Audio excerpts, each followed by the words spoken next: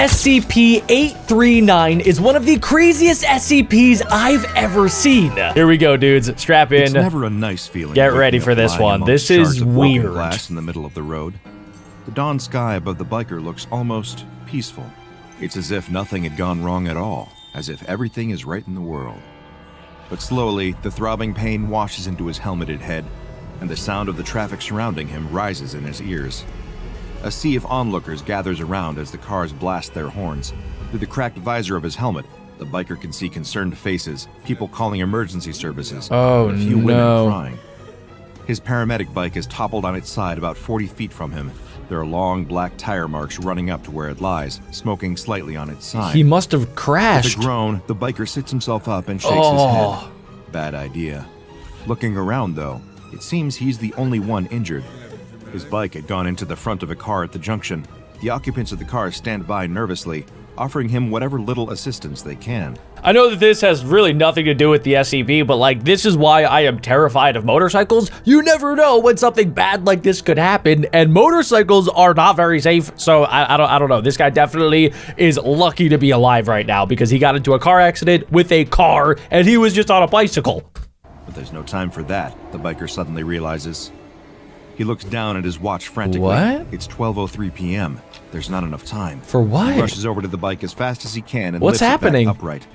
A couple of onlookers try to grab his arms, trying to sit down to rest, but he can't. There's no time. What does he have to do? He has just 3 minutes to get to St. Mary's Hospital in central London. What? Right now, he's at the junction outside Baker Street Station. He can still make it on time if he gets on his bike and goes now. The biker swings his leg onto the bike and kicks it into life. What does he have to takes a get deep there gulp for? and looks over his shoulder at the box on the back of his bike. He can't risk opening it here. The damage may already be done. Okay, guys, I wonder if the SCP is in the box in his, motorcycle, or if maybe the SCP hasn't even been introduced yet, and maybe he's just like trying to get like, I don't know, maybe some like an organ for an organ donor or somebody that like needs blood or something. Maybe he's just transporting something that's super vital that he needs to get it to the hospital immediately so that somebody like doesn't die. But if the heart is still alive in that it box, is. Okay, so it's just a heart that a 10-year-old boy has for a normal life. Oh wow.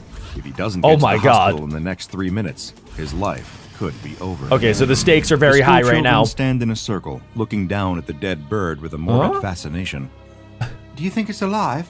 Okay, that's Harry Potter. The boy in the middle of the group goes to pick up a stick. With an air of false confidence, he walks up to the bird and gives it a prod. Wait, is this the same thing? It makes a squelching noise. Ew. The other kids all reel in shock, making retching noises and laughing about it. It's only when their teacher comes out to call Okay, them. guys, I do have another theory, which I like to do during these SCP videos. I think that maybe the little boy is the one that maybe ate SCP-839, because the nickname of this SCP is Candied Worms, which is like probably just like a gummy worm or something like that. So I'm thinking that maybe the little boy ate this SCP and then like it infected him, which is why he now needs like a brand new heart, because the SCP maybe took over his. That's my theory right now. I have no idea if I'm actually right, but let's find out. Outside, that the group disperses, leaving the animal carcass alone, sitting at the edge of the playground, outside the view of boring adults. Each passing day, the kids wander over to the bird's body. It's kind of the best biology lesson they've ever had, as they watch the animal slowly decompose. At first, its body just shrinks, goes flat almost. I don't know if I want to see this. Feathers start falling out, and it loses all of its color. Then it starts to get puffy. Different parts of its flesh bulge out in weird places, as if they're being inflated like a balloon animal at someone's birthday party. But then, the maggots come. There are only a couple of tiny white crawling wriggles I don't like it. But a couple of days after that, it's infested with them. I hate it. I hate that. Wriggle all over the body. But as the boy looks down at the dead bird, Harry he spots something very peculiar, something they haven't seen in a biology. Please tell me. Okay, if he sees a little tiny gummy worm and he eats it, I actually might throw up. Class before, there's a red maggot wriggling and crawling in amongst the rest of the creepy crawlies. What? It squirms like the rest of them, but even over the course of the school day, it quickly grows larger than any of the others. Huh? What do you think it is? The boy stares at it. It looks like a worm. And a worm is exactly what it was. The next day, when the kids return, They see that the red maggot is Whoa, now much okay, this larger is than any of gross. the others feasting on I the hate bird. this. I With want to slightly burn it with a translucent flamethrower. body, cherry red coloring, and small white speckles on its skin. It looks unlike anything they've ever seen I mean, before. yeah, it looks like a Actually, gummy worm not that has unlike sugar anything on they've it. ever seen before. It looks exactly like something that all the kids recognize very well. In fact, one of the kids has a bag of them right now that he's chewing on. I don't like it. A candied worm. The Good kids stare stuff. in curiosity, first at the bag of candy that their friend has in his hand, and then down at the worm, slowly eating its way through the decomposing bird. As far as their eyes can tell, the two things are exactly the same. Okay, I'm getting really Except, of creeped course, out right that now. The one eating the bird seems to be alive. I don't think I'm ever gonna eat any gummy worms ever in my entire life ever again. Kids being kids, the next thing that happened was sort of inevitable. Do not eat it. One dares the boy don't. to eat it. You don't. He almost retches in disgust. Yeah, don't do There's that. No way don't he's do even that. touching it. Nope, don't do that. Then, No, another no, one of no, the no, children no, no. throws Wipe down the that poison smile off your chalice face. and dares him. Don't. Oh, gosh. The boy stands He there double nervously. dog dared him. He knows that he's not allowed to eat worms. Well, that had been yeah. a lesson ingrained in him from a very young age. Are you what? This kid has eaten worms before? What? But his mother isn't here right now, and this thing doesn't look like any kind of worm that he's seen No, before. no, It almost just looks a bit N O. No, it doesn't. In No. exchange for eating the worm, Don't you another dare do one of it. the children promises he'll give him 5 English pounds. That's not enough money. Kids around the circle gasp. That's a lot of money. No, it's None not. Of them have even No, it's got not. 2 pounds on them, let Don't alone do it. 5. Don't do it. Think of all the sweets you could buy with that kind of money. Oh gosh. But the boy is adamant. Pumps his chest out. I don't he like stands this. up tall. I and he don't like nods it. firmly. 5 pounds. Don't do or it. He wouldn't do it. Don't do it. Don't do it. After some intense schoolyard debate, the deal is sealed. As the boy lies in bed that night, So, ladies and gentlemen, I think that I was kind of right. He ate the SCP. Like, that has to be the SCP. And since he ate the SCP, something bad is going to happen. And I think I know a little bit more information about this SCP based on so you guys know how like gummy worms have different colors, and I think every single color represents a different version of this SCP. So he ate a red candied worm, which I think might be why it's going to take over his heart. And I think that the different colors might take over different parts of your body. That's what I'm thinking, but I don't know for sure. staring at the ceiling and grumbling, he knows that he's not happy about what his friends have done to him today. He's gonna get them back for this.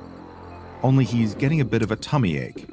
Getting is the wrong word. He's had a tummy ache for most of the evening.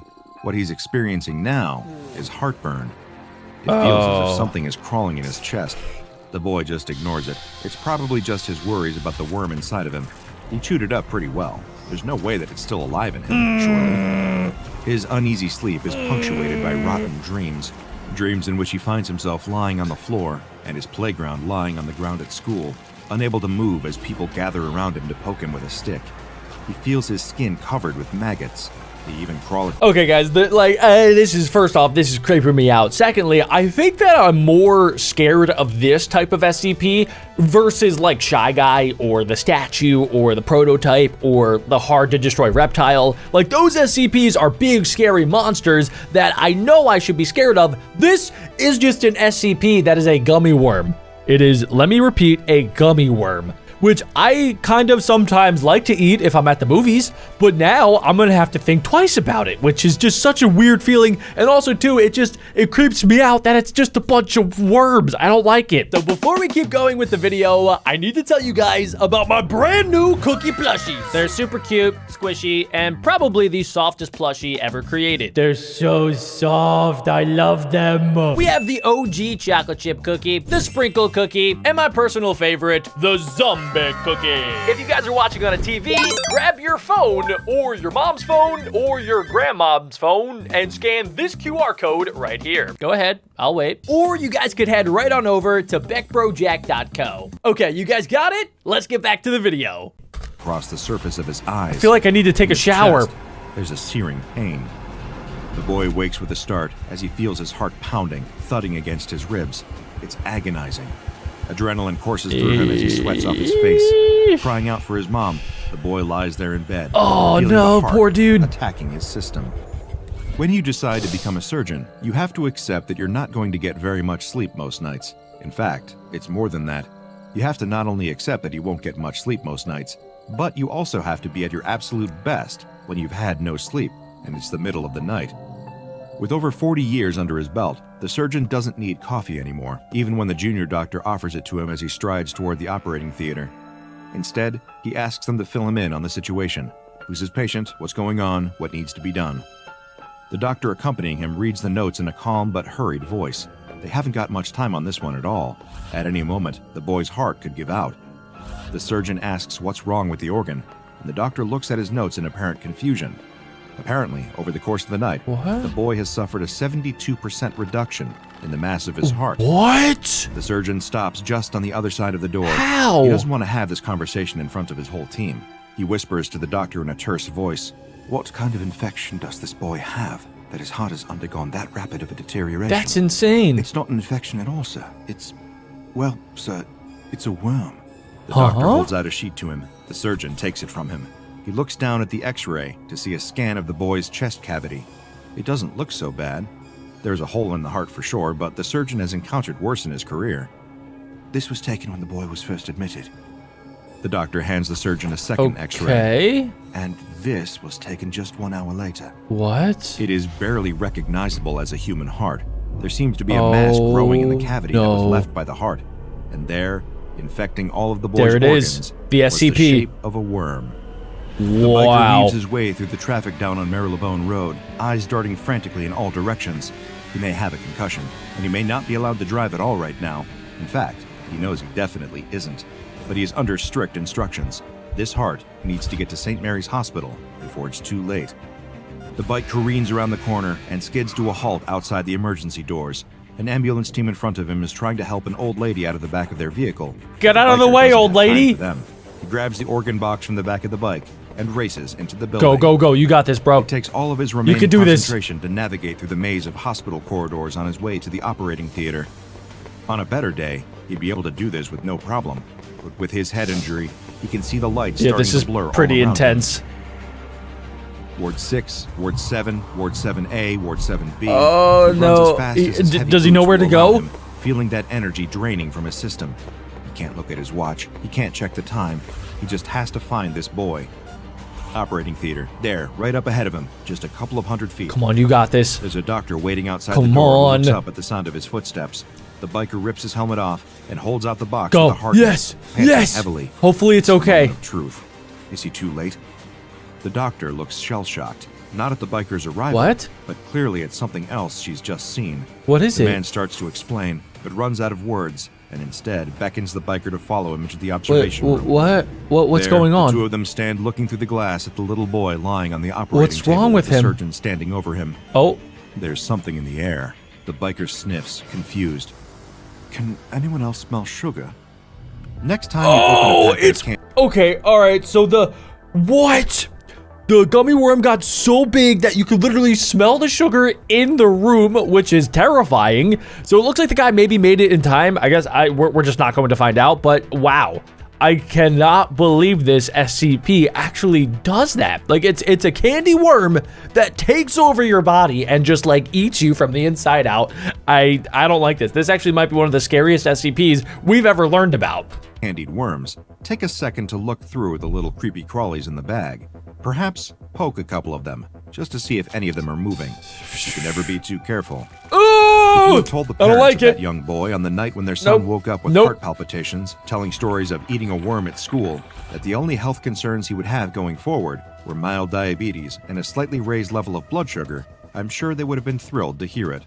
You see, SCP-839, commonly referred to within the Foundation as candied worms, is much scarier on the surface than it is underneath. Not Well, only yeah, does it this seems SCP like it. resemble your usual candy worm, but its body is actually composed of sugar flavorings and colorings, roughly equivalent to what you would find in most convenience store candy aisles. So that means that like it basically is just a gummy worm. It's made up of like sugar and then sugar flakes on top. That's all it is. So how could it be so bad? Each instance even has a small raised bit of writing near the tail specifying which flavor it is. While the origins of these worms are yet to be determined, cases have sprung up across much of the Western world, with higher numbers reported in areas with higher levels of diabetes. There seems to be a parallel between high sugar diets and the presence of SCP-839. Whether they are of man-made or other origins is yet to be determined. That is not to say that SCP-839 cannot survive outside of human populations. This SCP in the wild primarily feeds on decomposing organic matter and is capable of sustaining itself on a purely vegetarian diet. So wait a second, if the SCP, it can infect other creatures, it also just said that it eats vegetarian stuff. So it could eat leaves, it could eat grass. Why does it infect people? Why would it infect animals if it doesn't even like need to eat them? It could just eat leaves and grass for its entire life. So why does it like target people? However, when ingested into the human body, SCP-839 will target specific organs and burrow its way towards them. The organ in question depends on which color candied worm the SCP instance is. Okay, so for example, that was red correct. cherry-flavored candied worms will burrow towards the heart and consume that. I don't like while the blue term raspberry burrow ones will inside of the instead body. feed on the human's kidney. Ugh. One would expect the health consequences of this feeding to be severe. However, as the SCP feeds, it will also change its own shape and chemical composition until the worm itself becomes a substitute organ for the one that it is consuming. What?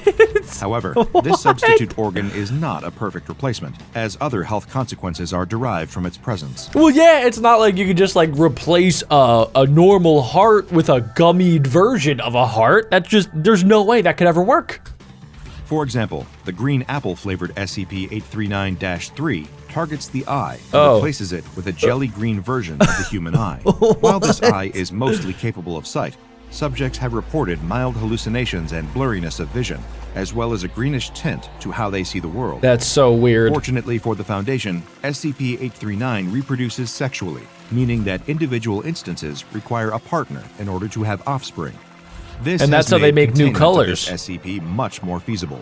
Though they are a relatively low-priority entity in the broader scope of the Foundation, there are no known cases as of yet of any SCP-839 infections leading to death or Oh, serious well, that's good. chronic illness.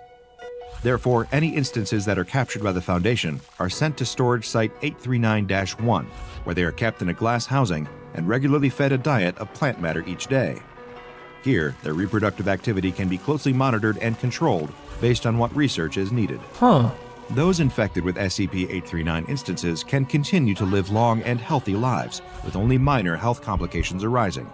Therefore, the Foundation is comfortable allowing a reasonable number of cases to go unexamined in the world. So wait a second. What they're saying here is that the boy actually didn't need the heart transplant because the gummy turned into his heart and it works pretty much the exact same as a normal heart would. So he's gonna be fine. So, like I said, for next time you open up a bag of candied worms, maybe just give them a quick poke.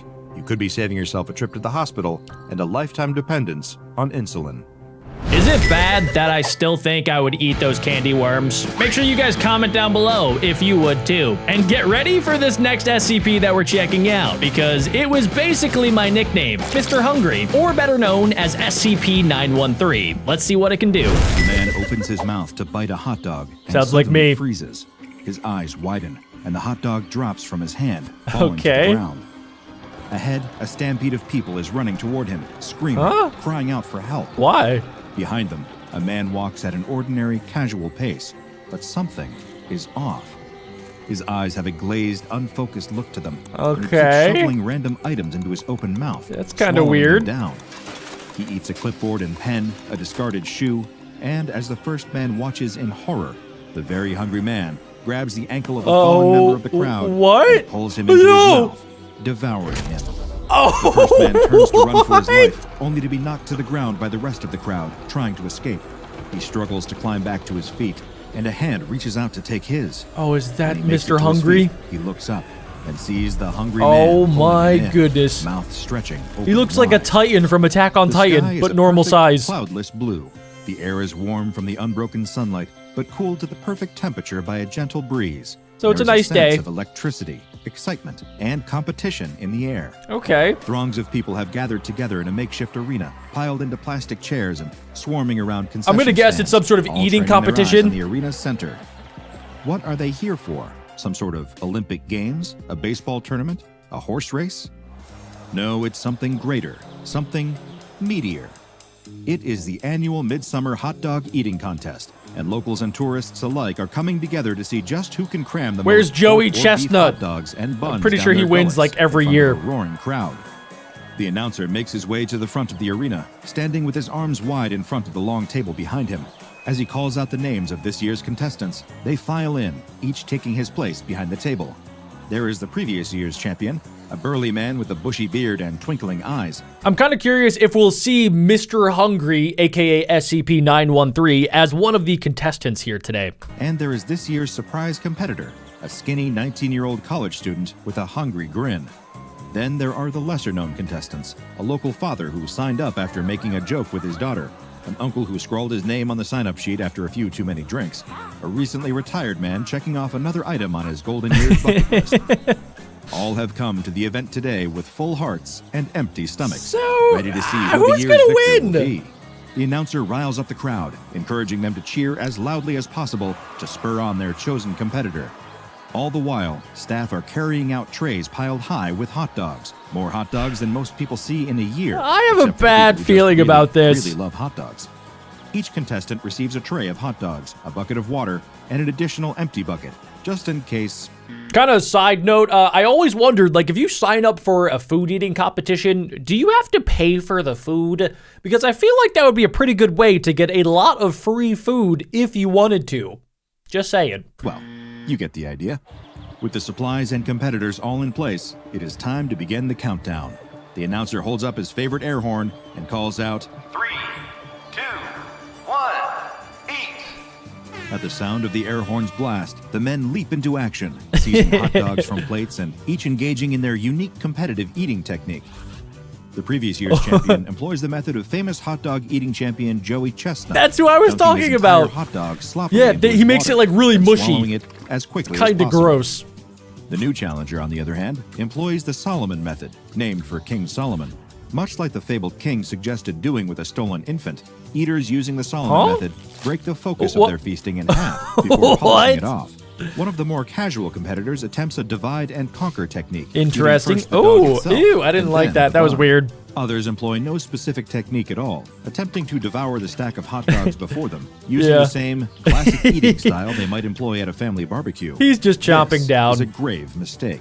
One by one, the less prepared competitors drop out, He looks spitting so- into their buckets, so wiping meat so sweats from their tired. foreheads, waddling out of the arena while groaning and holding their They're aching all going to be in stomachs. food comas. Soon, only the two frontrunners remain.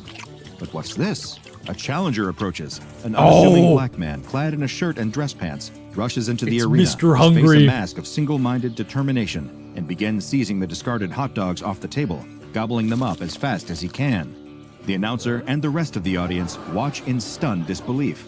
This is unprecedented, and as exciting as it is, definitely against the rules. This man is not a registered competitor, and he certainly can't join the contest in the champion stretch. Unsure of what else to do, the announcer beckons to the staff on the sidelines, ushering them back toward the table to clear Oh, the no, food they're and gonna try to escort get rid the of him. surprise drop-in out of the arena. The audience watches with rapt attention as the staff members attempt to remove the stranger from Oh his place at the no, table. dudes, this He is how shakes his head chaos violently, happens. refusing Look at his teeth too. His teeth look almost like they're carnivore teeth. Like they're a little sharper than usual. to go and snatches the hot dogs away from them, even as they try to clear the trays away. All the while, the remaining competitors standing are attempting to stay the course and finish strong in spite of the interruption. The new, younger man collapses, slumping down onto the table in a hot dog-induced stupor. He has tapped out. The victor is the previous year's champion, with a staggering ultimate tally of 38 hot dogs. 38, As dude. 4 staff members work together I to don't even wrestle think the I could eat stranger out of 10. the arena, the champion steps forward to receive his trophy. The crowd roars as he holds up his arms, grinning ear to ear and basking in yet another win. The announcer can still see the staff struggling with the stranger out of the corner of his eye, but this crowd wants to see their champion crowned, and the show must go on. I wonder if something like this has ever happened before, where during like a professional eating competition, has a random stranger come up and like just tried to join the competition out of nowhere, and they're like just chowing down on hot dogs, and then they have to get security to come escort them out because clearly they're getting a bunch of free food, which is illegal. You must pay for the food, I think anyway. So he grabs the Hot Dog King sash, the crown made from gold, well, gold-plated, hot dogs, and even the massive gold trophy. He crowns the winner, placing the sash over his shoulders. Then, as the music swells triumphantly, courtesy of the local high school marching band, The announcer holds up the trophy, Wow.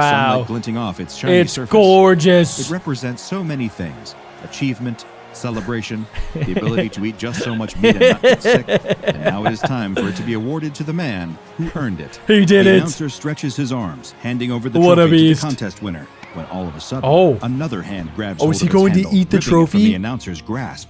The stranger has returned, somehow freeing himself from the multiple security guards. Yeah, who escorted because he him ate away. them He has alive. taken the trophy for himself. Somebody should go check on But them. he isn't just attempting to crown himself the hot dog king. No, this is not a simple coup de hot dog. He lifts the trophy up over his head, opening his mouth as wide as it will go, and tears the metal in half with a horrible screeching sound, So- shoving the pieces into As soon as you see that, especially when you see his like mangled teeth, which probably happened because he's done this a bunch, where he's probably been eating everything in sight, including metal, which will destroy your teeth.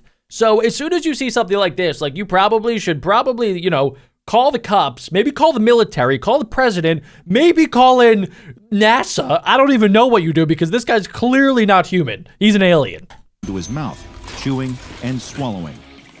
By the time the announcer and the champion recover from their shock enough to move again, the trophy is completely gone, vanished into the stranger's belly.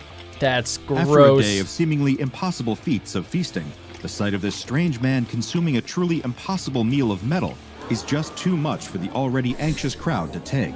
The arena erupts into absolute chaos as people spill out of their seats en masse, fleeing the area. The champion, however, does not turn and run. He feels robbed of his victory. Oh my gosh, Though he's it gonna may try have to fight. occurred in an utterly bizarre fashion. No, he won't dude. stand for this kind of Oh, disrespect. Why in a million years would you go up to somebody as crazy as the dude that just ate your trophy in like 3 bites? He's clearly psychotic, right? Like, you should probably steer clear of people like that. Just, you know, I don't want to tell you what to do and how to live your life, but you should definitely not approach people that eat metal trophies. That is something that I will live my life by from this day forward.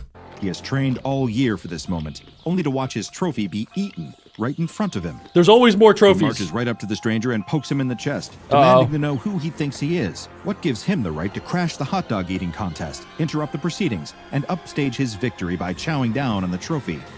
The man doesn't answer him, so the champion continues to berate Oh, him, stop. wagging his Get your finger in finger his away face. from his mouth. The stranger's eyes No, follow the dude, finger, what are you and slowly thinking? He opens his mouth. Ah, There is no. a sudden Oh, pop, no, and the no, no. It's champion just tomatoes. screams, It's holding just his hand ketchup, to his right? chest, using his shirt to Oh, stem the bleeding. no, no, He no, turns to no. run with the rest of the crowd. But it's too late. The stranger's hand clamps down on his shoulder, holding him in place with a surprising strength. The only thing he sees before his life is snuffed out is the stranger's wide open mouth before everything goes dark. That's with another really, really sickening scary. chomp. It's like a All human the while, snake. The crowd's terror rises to a fever pitch at the horrible sight. They trample each other as they scramble to vacate the area, shoving strangers and loved ones alike out of the way. dude. In a bid to This is a escape head this scratcher. mysterious equal opportunity omnivore. I don't even know with what an you do. appetite for far more than just hot dogs.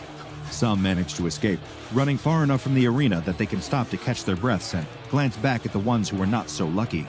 Those who tripped and fell in the madness, who had the wind knocked out of them by an elbow to the gut from one of their neighbors, Oh. those with weak ankles or who hadn't tied their shoes carefully enough. All of these poor, unfortunate souls are next on the menu for the stranger. He devours them one by one. This is rarely even gross. I stopping don't to like chew. this. As one surviving woman watching from a distance pulls out her phone to call 911. Well, She yeah. can't escape noticing the parallels to the contest itself. The way the stranger eats with a singular focus on consuming as much Oh, as possible. that is a There's no human pause leg. to enjoy the meal, but there is no sadism or malice in the act either.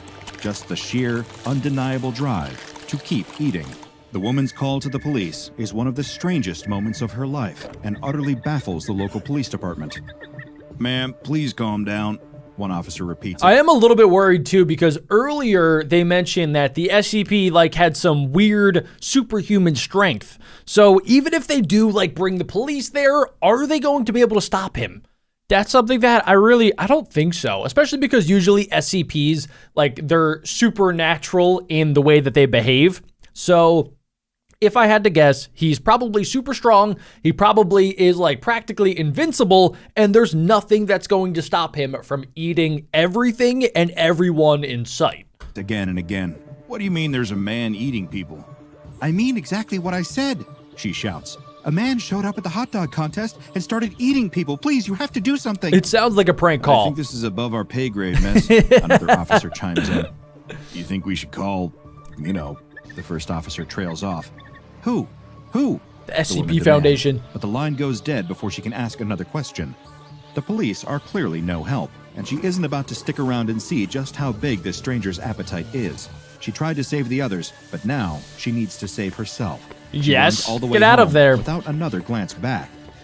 Meanwhile, the local police did make that mysterious call, and an SCP Foundation mobile task force is currently en route to the scene. Oh, nice. By the Okay, time good. They arrive, the park is a ghost town, with nothing but the blood-stained grass and abandoned arena to suggest that something horrible ever Is the happened here at SCP all. gone? But these aren't some bumbling local police officers who have no idea what to do with a man-eating anomaly. This team has seen enough bizarre sights to fill a lifetime, and another lifetime after that.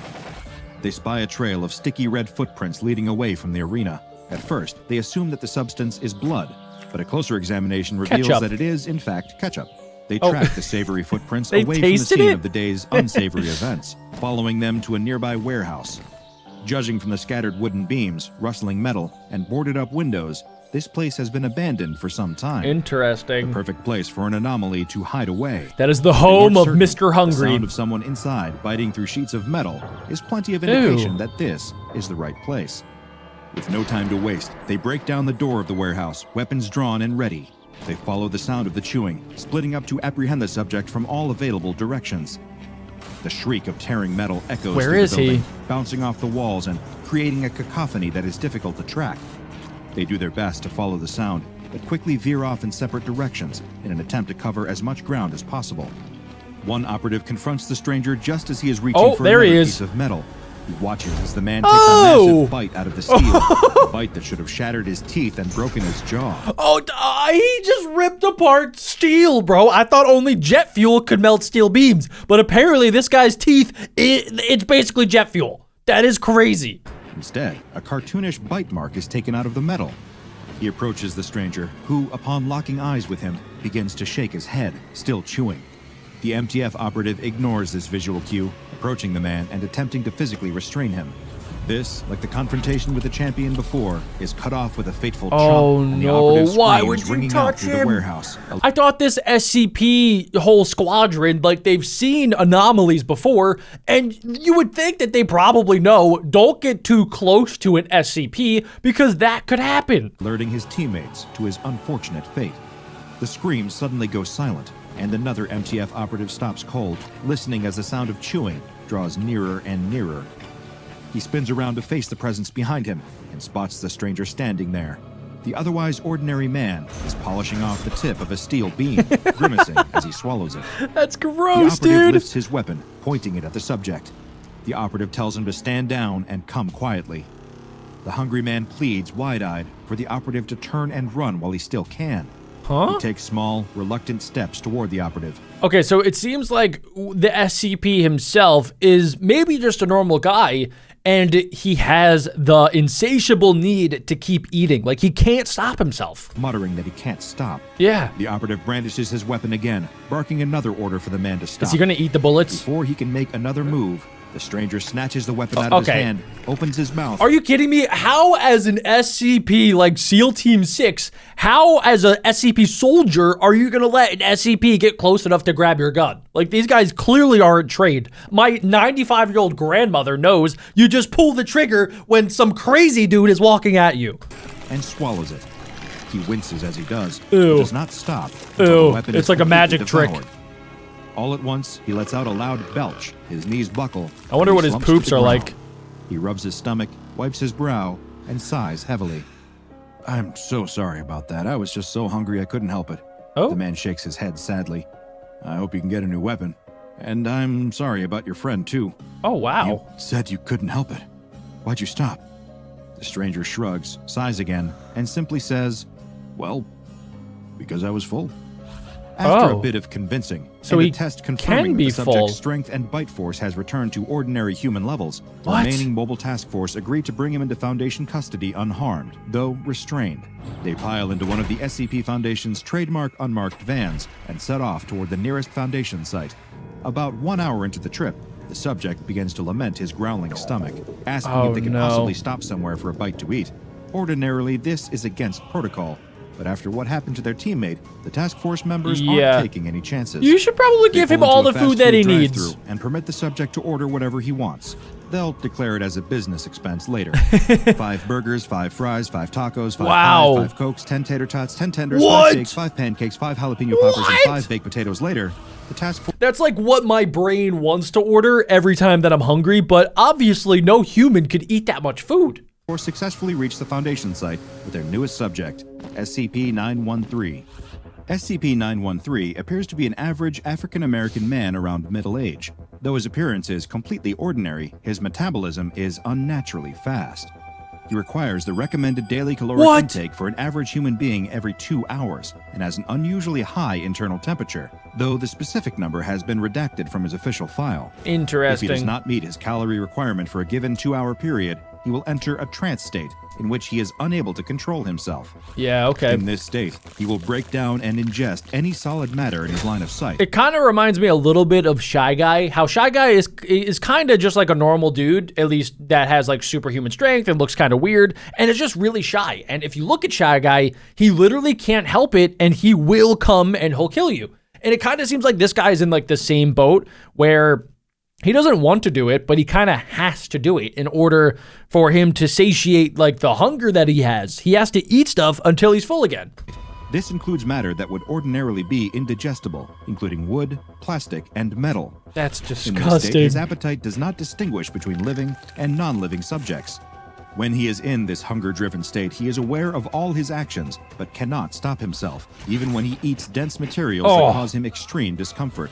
If this state hits while the subject is sleeping, he will be forced awake. In addition to his anomalous appetite, SCP-913 can rend objects at an estimated force of 3,000 What? newtons and can bite objects with an estimated force of 5,000 newtons when eating them.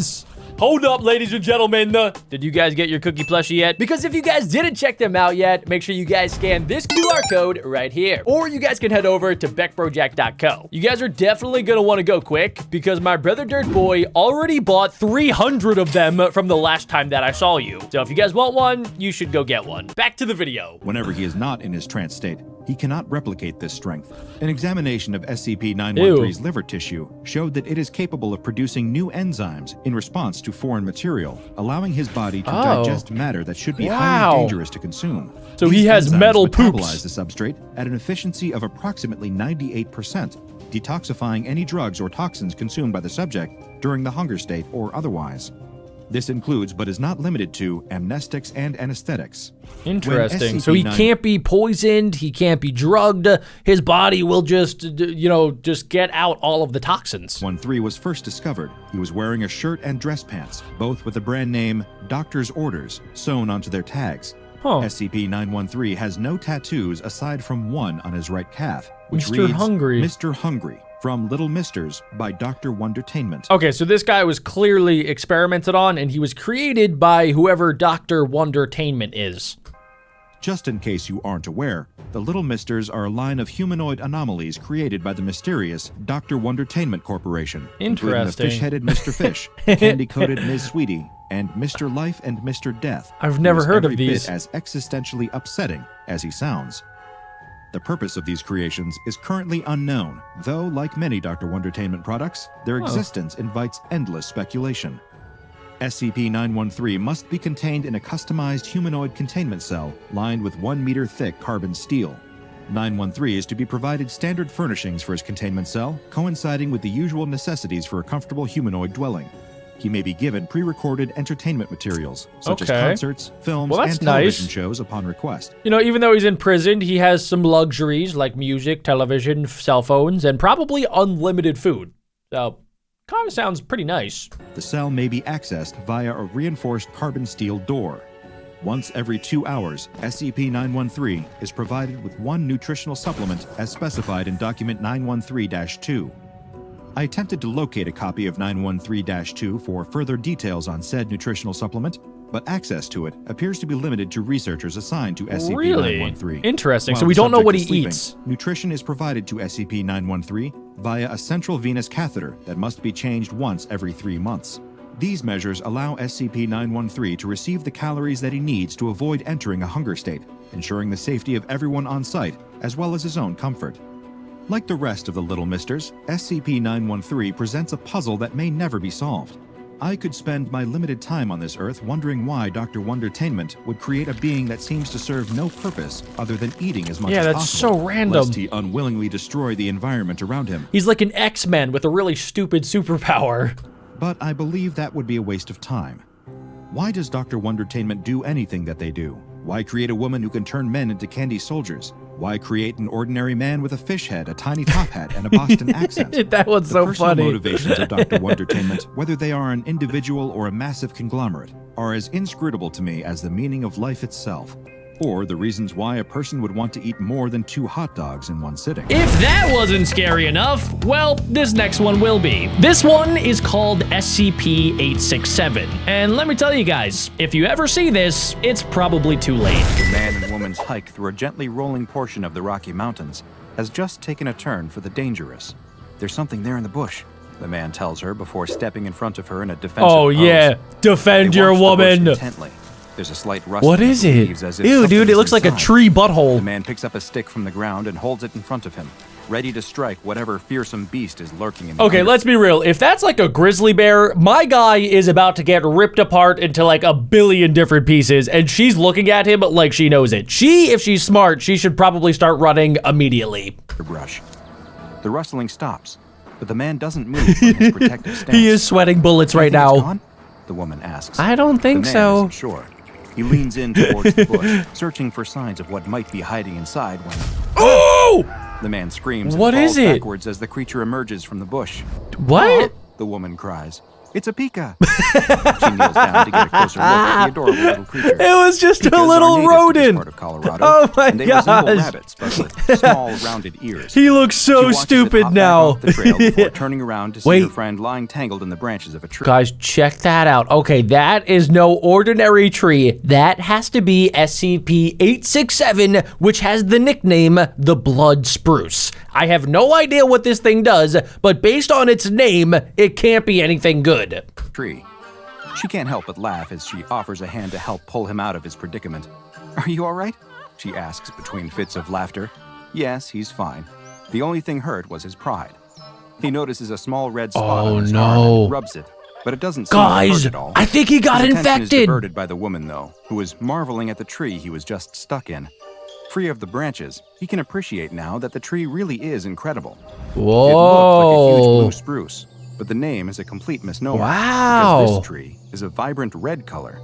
I've never seen anything like it, she says, and the man hasn't either. Neither knows what species it is, and strangely, there don't seem to be any others like it. It's so much Maybe this bigger is than the result other of an odd trees. genetic defect that turns blue spruces red. Huh. After admiring the tree for a moment, the pair decides that they've hiked far enough and that they should probably head back to the car. She jokes that he's likely exhausted from his run-in with a wild animal. He laughs, but clearly his ego Oh, has been that's so bruised. funny. He's gonna die soon. He's definitely. See, guys, look, there's a The skull man and stops bones. his car in This front of guy's the going woman's to house, die. and She thanks him for taking her on the hike. As she starts to get out, though, he stops her. He asks if she wants to go do something else, like dinner?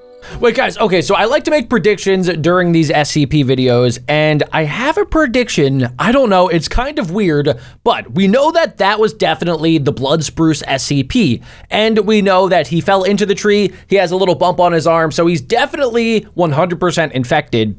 Now, I'm curious, because we saw like bones and we saw stuff like a skull around the other blood spruce, I'm wondering if maybe that's how this thing multiplies. Maybe it infects people or animals, and then it like basically starts spawning a tree out of the infected area. That's what I think right now, based on the information that we have, but make sure you guys comment down below what you think, and don't cheat. I know some of you guys might fast forward and then comment down below what actually happens. Don't do that. Just make some guesses down below right now in the comments. Do it.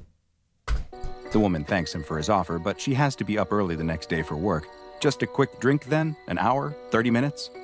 The woman tries her best to let her friend down easy, explaining that she likes him as a friend and as only that. Ooh. The man opens his mouth to respond, Rejected. but she stops him. He doesn't have that valued Ohio their skibbity friendship, riz. He wouldn't try to take advantage of it by using it as a backdoor to dating her. The man again looks like his pride has been shattered. Wow. He apologizes and admits that she is right. Not only did this It's guy just get that he scared has by a such a good time with her squirrel, that he he never got wants it to infected end. by an She gives SCP, him a sad and he smile as she also closes got the car rejected door. by He the love of watches his her enter life. her house before he finally This guy took drives away. 3 major L's It's today. 2 weeks later when the man's phone rings. Oh, It's 2 his friend. weeks later. She explains that she's Oh, been thinking a lot no. about what he said in the car and that she likes spending time with him too. No! Maybe there could be something I more to mean, their that's great relationship. for him, but The man can't believe we it. both know Is that really this guy happening? is not The woman going is to make it. serious. She'd like to take him up on that dinner offer if he's still interested. Her treat. Oh, she wants to know gosh. what he's doing right. Oh, there it is, boys. Is he okay? What was that sound? No. Yes, I'm fine. It was nothing, the man tells her. It's just that now's not a good time. The woman doesn't understand. She thought he'd want to see her. She explains that she's leaving town for a work trip the next day and will be gone for a couple of weeks. She was hoping What? she could see him before she left, but the man cries Oh, out dude, again. he is He tells infected her that right he hasn't now. been feeling well all day. No. But that he'll be all right. Okay, well, He's not get well going to soon. be okay, I'll guys. call you when I get back. They exchange goodbyes. Oh, wait, look and at the his man hangs up the skin. phone. He's green? The man Oh! looks terrible. Oh my His gosh, skin is yeah. pale, and his Yes, face he looks does. hollow and gaunt. No. He looks down at his arm. and sees Ew. that the veins themselves appear to be moving, What? pulsing, and vibrating. Ah, that's He screams gross. again in agony and falls That to is the floor, disgusting. clutching his arm. After writhing on the floor, he manages to summon the strength to reach for the phone. His hand searches on the table above Ew, him. it looks like he's Eventually, wearing a able to knock it onto glove, the but floor. it's actually just He his grabs own the phone hand. and starts to dial 911 before he can press 1 do it, again. do it. Another wave Ah, of intense no. searing pain consumes him. Several weeks later, the woman Oh, is she standing outside the came man's to his house. Mail and newspapers are piled up on his front porch, as if no one has been in or out in some time. So I guess this guy must not have like any family or friends. He's kind of a loner because nobody has checked up on him in multiple weeks other than this girl. She knocks on the door, but there's no response. Hello? She calls out, but still nothing. She's He very turned into a worried. tree, She's lady. tried calling him several times, but he never answered or returned her messages. She tries the doorknob, and to her surprise, the front door swings open. Okay, that's kind of She steps sus. inside, and the room is dark. She's also immediately hit by a strong aroma of Death. She searches on the wall. and Maybe I finds was the right. switch. She turns on the lights and can't believe what she sees standing in front of her. Oh, I There was in the middle of the right. Is a massive spruce tree. What? Its upper branches pressing against the That ceiling. is insane. She reaches out and touches the tree's Ugh. vivid red branches. They feel sticky and wet. She pulls her Oh, hand away ew, and ew. looks down to see that it's covered in a red substance. That's when she notices something else. The dead body. Stuck in the Oh trunk my god. Oh, okay. of her friend. So guys, I was right. I mean, this is a horrible time to pause, but I was right. So this thing infects the person, and then it turns their body into like fertilizer for a tree to spawn. Now, guys, I'm pretty sure there's a type of mushroom that does this as well. It's very weird, but I remember watching a video after I played the Last of Us game, which is about like this mushroom virus that can like take over different organisms. And there actually is a mushroom out there called cordyceps that does something similar to this. But luckily it can only take over like small insects like ants, but it can actually like take over their brain and then it starts spawning in the mushroom from their body. It is super weird, but it's like a real life SCP. Unfortunately, this pair would never have the opportunity to see their feelings take root and grow, because unbeknownst to Dr. them, Bob just this cooked with that beautiful one. tree is actually a very deadly anomaly, known to the SCP Foundation as SCP-867, but which is perhaps better known by its very appropriate nickname. The blood spruce.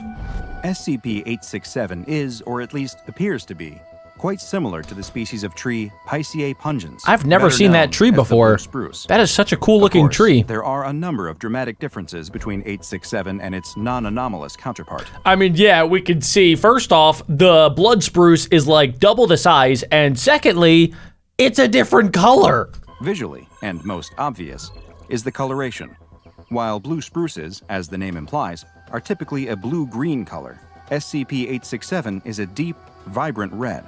There's another major visual difference too.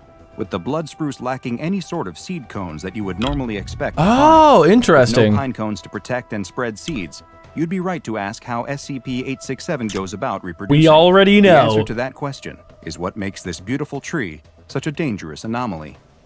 The secret to how SCP-867 reproduces is found in its leaves.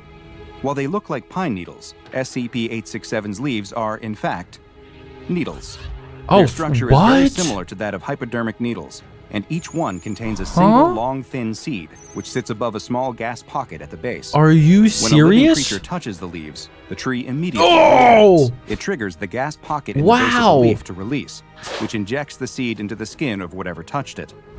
The process is quite similar to that found in auto-injectors, like Guys, this is insane. So just like a lot of SCP videos that we've watched in the past, there's like, I don't know, just like some part of it feels like it could be real. Like obviously we know about porcupines and they have like really sharp, basically needles as their defense mechanism.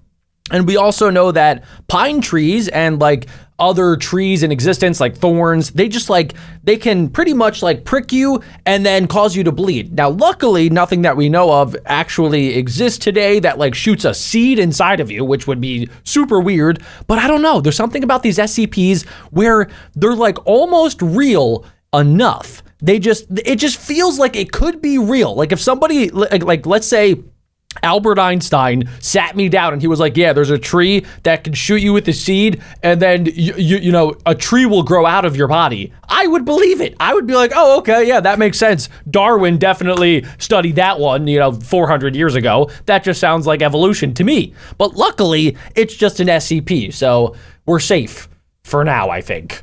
those used to quickly treat allergic reactions. The seed itself is extremely small and is coated in a liquid that has both anesthetic and coagulant properties. So you can't feel which makes it. the process virtually undetectable. Once implanted in the skin, these seeds can lay dormant for up to 2 weeks before they begin the germination process, and the true horror of SCP-867 is revealed. Once the seeds begin to sprout and grow, they will not seek to penetrate through the skin like a plant rising out of the soil. Instead, the strange plant will grow within its host's body, spreading throughout the circulatory system.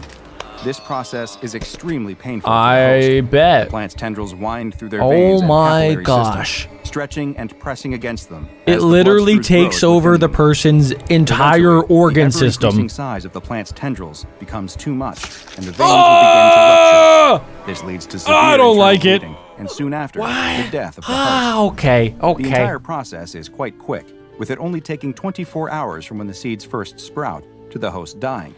But that single day will feel like an eternity to the afflicted individual as they feel the plant rapidly growing inside of their body. Okay, so it did only But even take though the one host has day. expired, this parasitoid tree is far from finished with them, or at least their body.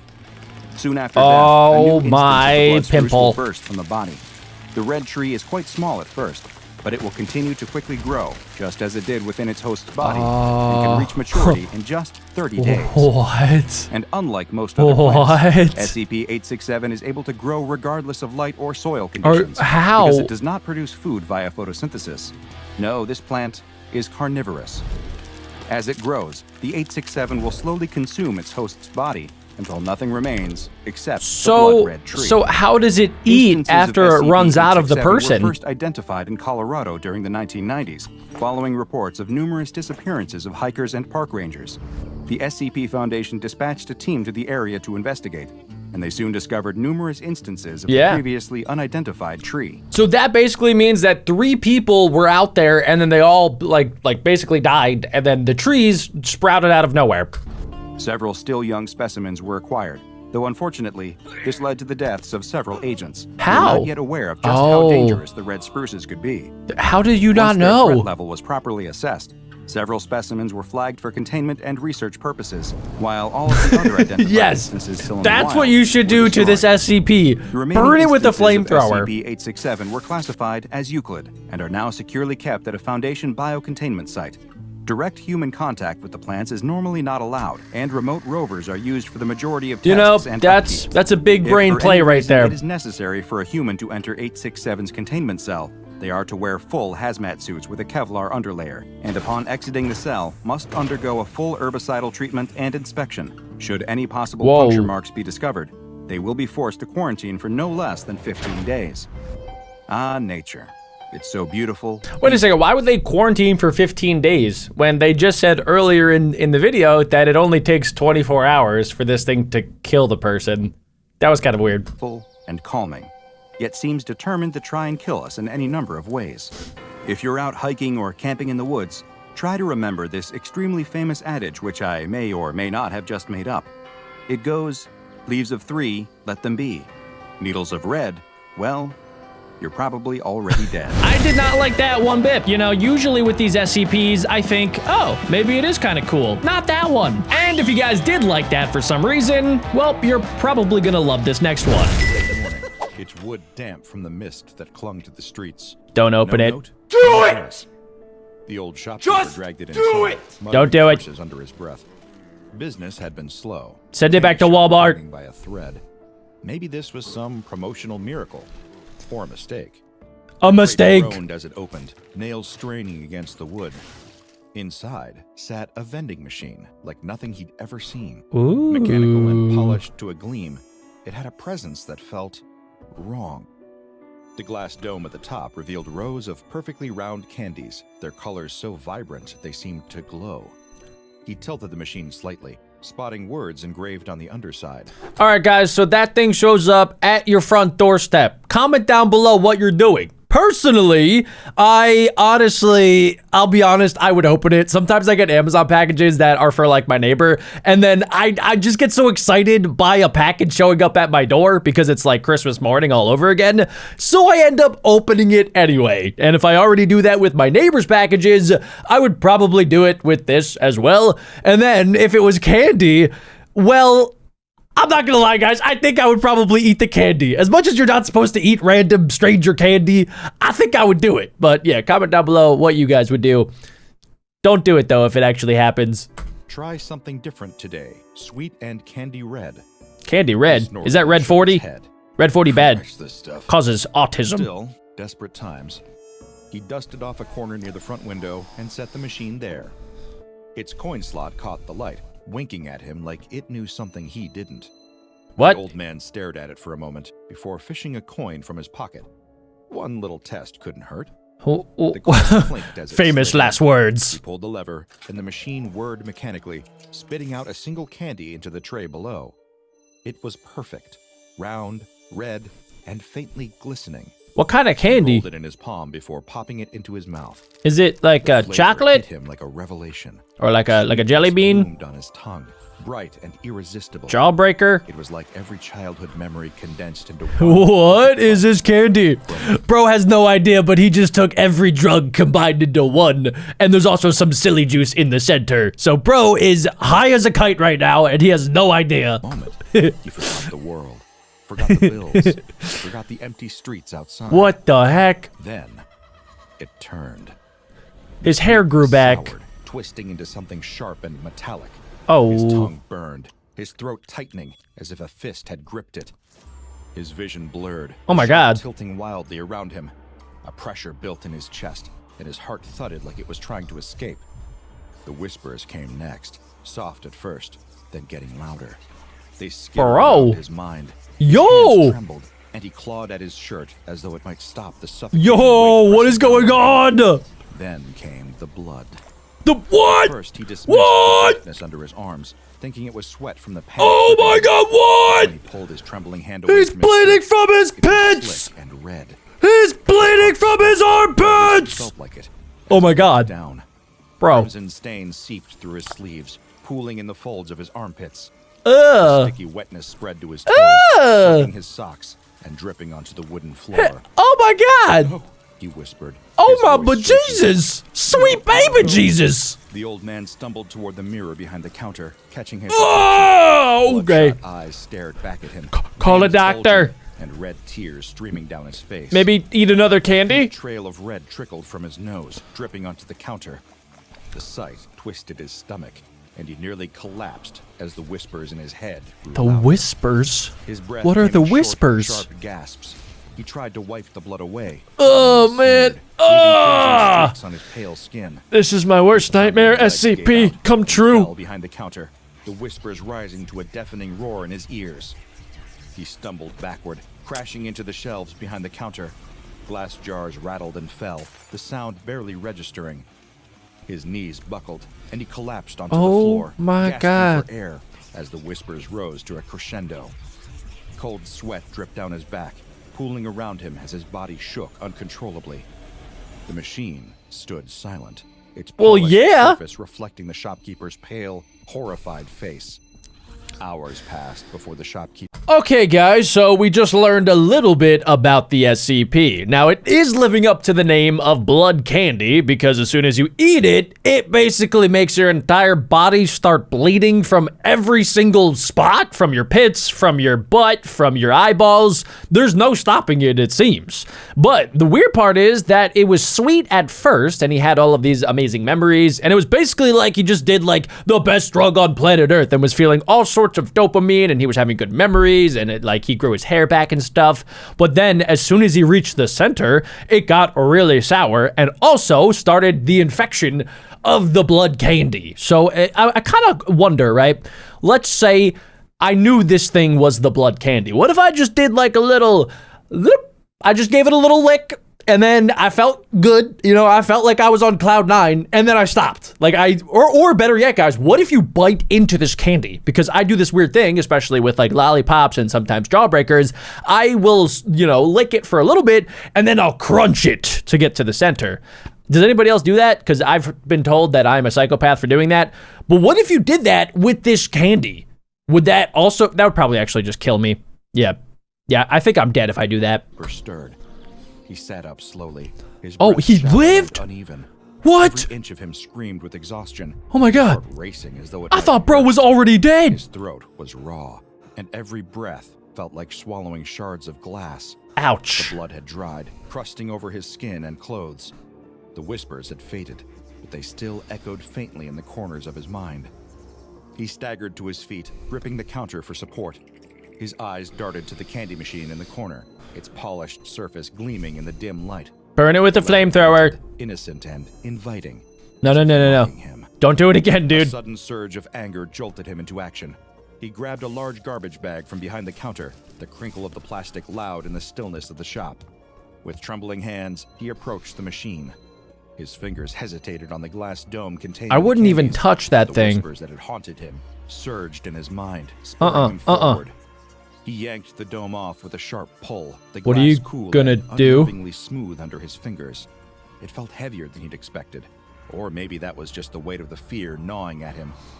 One by one, the gumballs tumbled into the bag, their faintly shimmering surfaces catching the light as they fell in an almost hypnotic cascade. Get rid of that Shopkeeper tightened silly the bag candy. with a savage twist, tying it shut with a knot that his shaking hands barely managed. He marched to the alley behind the shop, each step driven by a mixture of determination and dread. The garbage bin stood there, rusting and leaning slightly to one side. Why do I feel like something bad's gonna happen? He threw the bag inside with more force than necessary, the gumballs rattling against the metal like sinister marbles. Guys, I have a feeling that like other SCPs, when you try to get rid of them, because they are these like mythical sentient beings, it might just come back, and or maybe the gumball machine fills up again with another whole thing of candy, and it just keeps filling up and up and up, and there's no way to actually get rid of it. Slamming the lid shut, Let's he lingered see. for a moment, his breath coming in uneven gasps. The whispers in his mind seemed fainter now, but they weren't gone. Back inside the shop, his gaze drifted back to the machine. Go to a doctor! Sat on the counter What are you doing? And for a moment, the temptation to destroy the machine entirely burned You are hot bleeding in his out of your pits! Go to a The doctor! wrench, its weight familiar and reassuring in his grip. He Smash. stopped. His knuckles turned white as he stared at the machine. Did it Its fill presence back almost up? Daring him to make the first move. What? If destroying it made things worse. What if the whispers came back stronger? It could.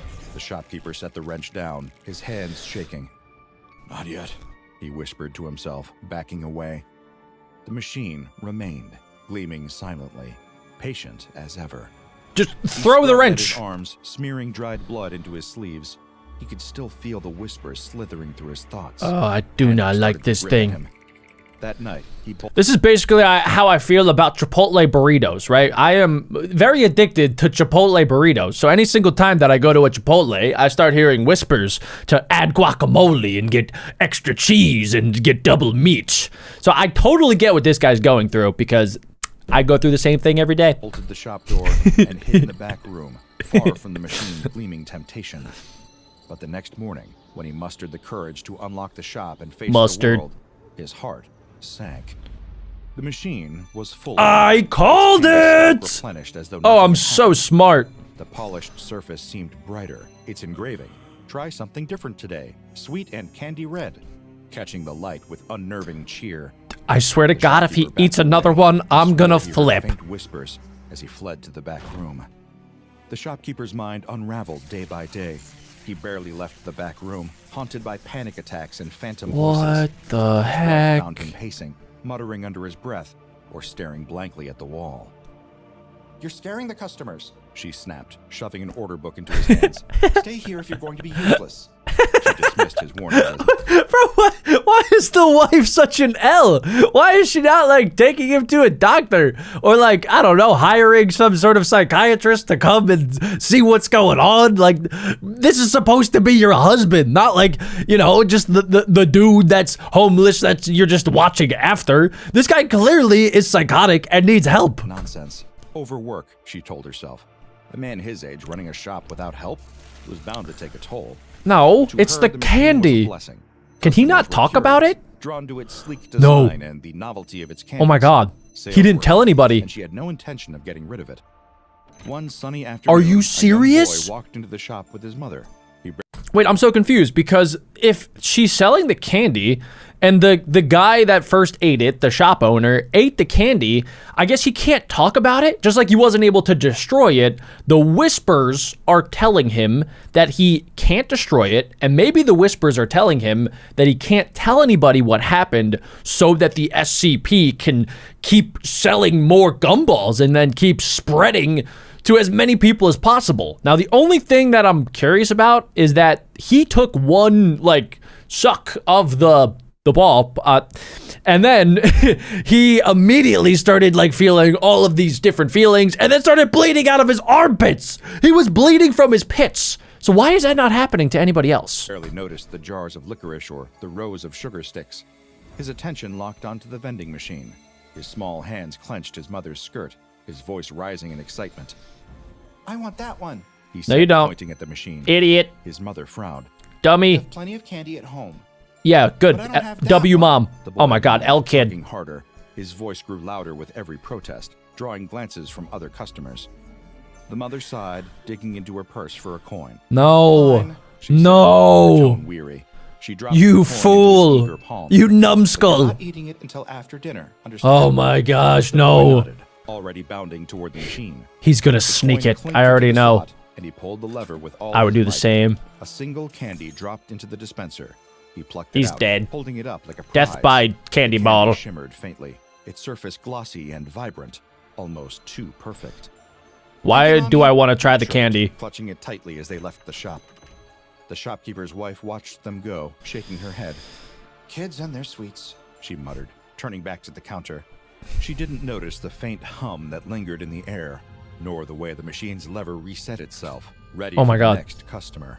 Oh, That evening, the boy bolted Oh, to his dinner, his blood no. powdering against the plate as he devoured the meal with all the grace of a starved animal. Can I have it now? He asked, his mouth still half full. bro needs his candy. Exchanging a glance He's with his so mother hype. before nodding. Go ahead. She said. But brush your teeth after. Oh The boy my didn't wait for gosh. further permission. He sprinted to his room, slamming the door behind him. Perched on his bed, he pulled the candy from his pocket.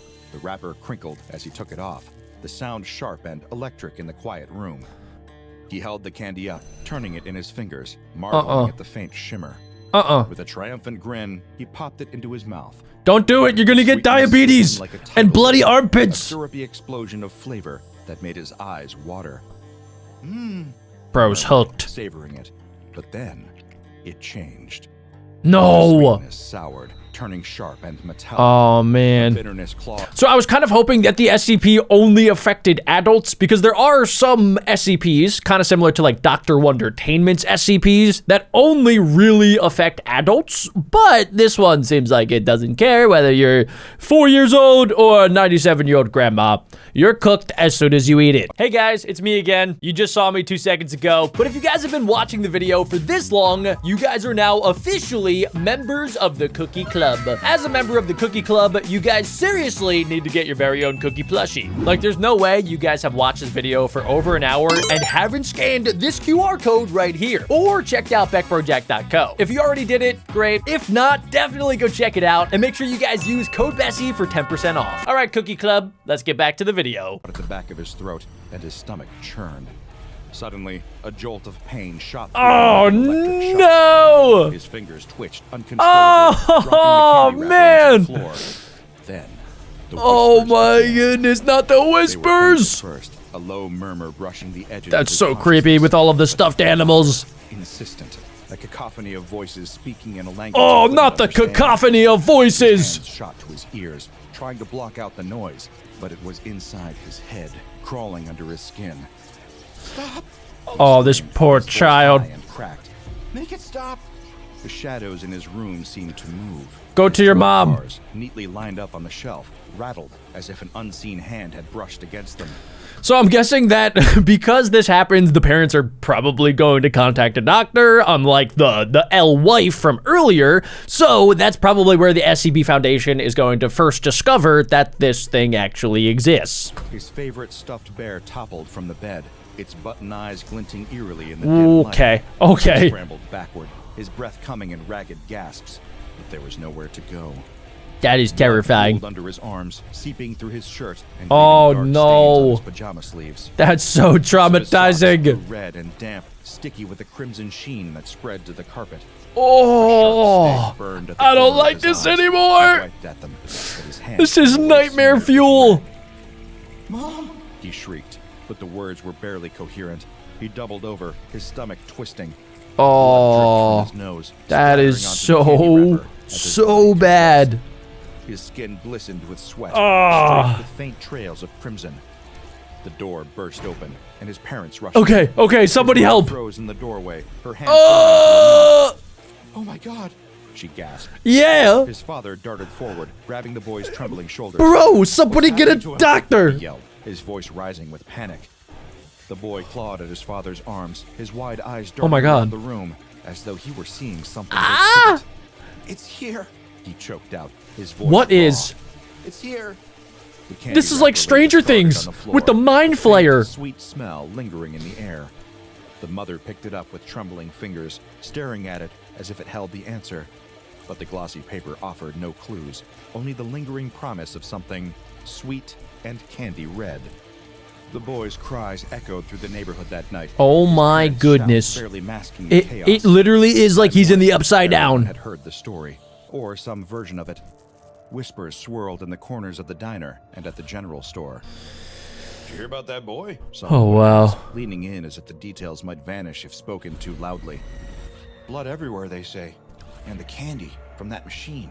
Another neighbor would add, hushed but eager. The candy shop itself seemed to hold its breath. Fewer parents dared to enter, casting wary glances at the vending machine through the window. But their children, wide-eyed and curious, couldn't resist pressing their noses to the glass. Give me the Take long Satan for the candy machine to now. find another child. This time, it was a shy girl with pigtails, her cheeks flushed as she clutched a few coins in her tiny hand. That's She'd Wednesday, saved Addams. every penny of her allowance, eyeing the forbidden candy with Why? growing curiosity each What time is? she passed the shop. Are you stupid Today, or are you an it had idiot? come. What? Her mother What? lingered in the bookstore Seriously? next door, engrossed in a discussion about the latest novel. The girl seized the moment. Are you actually kidding me right now? That, like, a child. Everybody knows that he ate the forbidden candy, and then now no police, no doctor said anything about, like, hey, like, we should probably remove this candy from the candy shop. But, like, maybe the candy didn't do anything, because it is kind of crazy to think that candy could do that. However, if there's a small chance that there's poisonous drug candy inside of a candy shop, you would think somebody would go in and remove it. Simple as that. slipping into the shop as quietly as a shadow. The shopkeeper's wife sat at the counter, poring over a stack of receipts. She barely looked up as the girl approached the vending machine. The girl hesitated, her heart pounding as she slid the key Whatever. into the Just slot. do it. The lever felt cold in her Your small fate hand. is sealed. She pulled it, her breath catching as the candy tumbled into the dispenser. She picked it up, gazing at its shimmering surface. Death by For a moment, idiot. She thought she heard a faint hum, but she brushed it off and darted out of the shop, her prize clutched tightly. That night, her parents found her curled under her bed, her hands and feet Of encrusted course. with dried blood, the metallic smell She filling the messed room. around and she found At out. first, they thought she'd hurt herself, but a frantic inspection revealed no injuries, just a gross Just patterns blood of her coming own from the sweat pits. pooling and drying in thick crimson streaks. Sweetheart, her mother whispered, kneeling to meet her daughter's hollow stare. What happened? The girl didn't answer. Her lips moved. I but the do not words like were blood either, nonsense. guys. This is so Broken bad. phrases and murmurs that I made no hate this sense. video. Tears streamed from her bloodshot eyes, staining her cheeks red. Her parents exchanged terrified glances, their child trembling and unresponsive in their arms. Ugh. The town's unease deepened when the next incident followed just days later.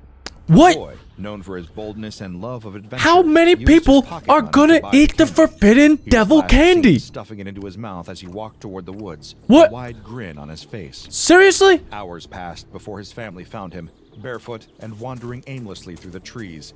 His clothes were torn, What? his skin streaked with dirt and blood. His Why was it face torn? pale, his expression blank. Huh. Son, what happened to you? His I ate the father candy, asked, Dad. looking I over his ate it. shoulders, his voice shaking. The boy blinked, his eyes unfocused. His lips quivered as he whispered. I don't know. His father's grip tightened. What do you mean you don't know? Where have you been? The boy looked down at his hands, coated in blood. He held them up, trembling. Who am I? He asked softly. What? His parents stepped back in horror. The boy didn't seem to recognize them. Is that why nobody knows that it was the candy? Because maybe nobody remembers themselves or anything about themselves after they eat the candy, which would make a lot more sense. But the mom of the first kid did find the wrapper, so I feel like that might have been a good clue to know that, I don't know, the candy did something weird. Or himself. There were no injuries, no explanation for the blood. Only silence, broken by the boy's ragged breathing and his mother's sobs. The shop became a cursed place. Parents yanked their children away from the windows. Get warning away, growing Timmy! sharper. Stay away from there. Do you hear me? A chorus of yes, Okay, ma'am, finally. yes, sir. followed, People but the are children's listening. eyes still darted toward the machine. Their Oh my curiosity god, gnawing bro. at them. All these kids are The fat. shopkeeper's wife was no fool. She noticed the dwindling foot traffic and the fearful glances. It's just a machine. She muttered, Where is your husband? sweeping the floor. Is he good? That's when the shopkeeper's wife remembered something strange. No matter how many candies the machine dispensed, by morning, its glass dome was full again. You At just first, noticed she chalked that? it up to a trick of the mind. Perhaps she hadn't been paying attention. But that same night, after locking up, she emptied the dome herself, pouring every last gumball into a tin bucket. Okay, She carried the finally. bucket to the back room, stuffing it into a cupboard and locking the door for good measure. The next morning, the dome was full again. She froze, staring at the machine as a chill crept up her spine. All right, now go talk to your polished husband and ask surface if he seemed to did it. shimmer under the dim shop lights, the coin slot almost beckoning at her. Her hand reached out, trembling slightly, but she pulled back at the last second. Just my imagination. No, whispered, what? No, trying to no, steady no. her breath. Listen to yourself. But deep No. down, she knew better. That night, she left the shop lights on. Meanwhile, the rumors reached further than the town, carried by concerned whispers and unsettling reports. Parents spoke of children drenched in blood that wasn't theirs, of panic attacks and hallucinations. The stories of missing children and bizarre deaths eventually caught the attention of the SCP Foundation. Finally. One crisp Okay, we morning, got the 2 men in professionals dark here, suits guys. Entered the shop. Their voices were calm, their questions pointed. Ooh, They Scarface. introduced themselves as government officials conducting a safety inspection. We've heard reports of strange occurrences linked to this machine. One said, his eyes fixed on the vending contraption. The shopkeeper's wife hesitated. It's just a candy machine. She said weakly. Her voice faltered. The whispers had kept her awake for nights. and the memory of the refilled dome haunted her. The men exchanged a glance. We'd like to take it for further examination, The other said. for public safety. Relief and dread warred within her. Take it. She said quickly, almost too eagerly. The Foundation agents moved with precision. A containment team arrived within the hour, disassembling the machine piece by piece. Despite its mechanical simplicity, the process was far from ordinary. The polished exterior resisted their tools, the lever locked stubbornly in place until they used specialized equipment to disable it. Huh. As the machine was packed into a did it. reinforced crate, one agent held up the base, revealing the inscription. Try something different today, sweet and candy red. The phrase dripped with irony, given the chaos it had caused. The shopkeeper and his wife were escorted into a back room. Their memories of the machine, the candy, and the horrors it had unleashed were erased with a simple injection. Okay, good. Boom, they got Men in Black mind wiped. The next morning with That's only a for the faint best. sense of something missing. The machine was transported to a secure Foundation site, its mysteries far from solved. Researchers marveled at its infinite supply of candy, its indestructible mechanisms, and the faint hum it emitted in the quiet of the observation chamber. Where did it come from? One researcher mused aloud, staring at the refilled dome. Probably No one answered. Walmart. The machine sat silent, its polished surface reflecting the sterile lights of the containment room. For now, it was contained. But as the whispers began to creep through the facility's halls, one thing became clear. This anomaly, now formally designated SCP-942, was far from finished. The What? machine, now officially labeled Wait a second. SCP-942-2, was wheeled into a reinforced chamber under the watchful eyes of armed guards and nervous researchers. It sat in the center of the brightly lit room, gleaming under the fluorescent lights. Is it going Beast to remained evolve? still, silent, and yet undeniably ominous. Researchers set up constant surveillance. Cameras captured every angle of the machine, but it offered no answers. This is The so dome weird. refilled itself each night with the same crimson-tinted candies. There was no observable mechanism, no hidden compartment. The candies simply appeared. Okay, so One there's like a researcher black stared at hole the pocket monitor, their dimension. voice tinged with unease. It's like it's taunting us. Another shrugged, Eat trying to mask me. their own nerves. Or just showing off. The candies, now designated SCP-942-1, were subjected to rigorous analysis. Their composition what are seemed they? ordinary at first. Sugar, artificial flavoring, food Okay. dye. Yeah, But their delicious. effects on living subjects told a much darker story. So what is the secret 5 ingredient? personnel were brought in for testing. Each was handed a single candy, instructed Oh, to consume no. it, and monitored closely. These D-class Subject put it personnel. into their mouth, No, chewing just slowly. lick it. At first, their expression brightened. Tastes amazing. They murmured, a faint smile tugging at their lips. But within moments, their Ah, fingers no. shook, their Another hands one bites the trembled, dust. Breathing quickened. They clutched their head, muttering incoherently. Then the screaming began. But the thing is, they don't The die. researcher barked. It just messes up their brain. The subject collapsed, convulsing violently before falling into unconsciousness. The pattern was clear. SCP-942-1 wasn't just candy. It was a weapon, disguised as a treat. Despite strict protocols, curiosity proved to be a dangerous weakness. During a routine experiment, one researcher, fatigued and frustrated, No. decided to taste SCP-942-1 Are you themselves. actually dumb? Guys, okay, you literally work at the SCP Foundation. You are a doctor. You probably have PhDs. You've been in school forever. What are you doing? You literally know what this thing does, and you're willingly going to go and take it?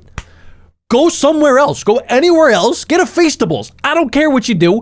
Why would you ever, in a bajillion years, eat an SCP? That is top tier dumb behavior. Whether it was a lapse in judgment or an act of defiance, the result was the same. Oh, you're just an The moment idiot. they bit into the candy, their eyes widened. Oh At my first, god. I they get it seemed though. fine. I might try it too, Then actually. they weren't. Their breathing turned erratic. They clawed at their arms, leaving deep red streaks. As they screamed about shadows moving. in the corners Oh of the room. my god. They stumbled into equipment, their voice rising. Oh in no no despair. no. Watching. They're Make it everywhere. stop. They shrieked before collapsing. Oh, onto the floor, God. twitching and muttering incoherently. I don't like this The anymore. incident left the observation team shaken. That's why we have protocols. The lead researcher said coldly, though their voice betrayed a hint of fear. The researcher was sedated and taken for observation. Their prognosis was grim. Weeks turned into months, but the Foundation's brightest minds were no closer to understanding SCP-942-2. They have no Machine's idea. ability to replenish candy remained a mystery. It defied every attempt to probe its inner workings. X-rays showed nothing unusual. Attempts to dismantle it were met with failure, as tools shattered against its metal frame. SCP-942-2 remains contained in its reinforced chamber, monitored day and night. The candies are carefully cataloged, each piece treated as a potential threat. Researchers continue their experiments, but the anomaly remains an enigma.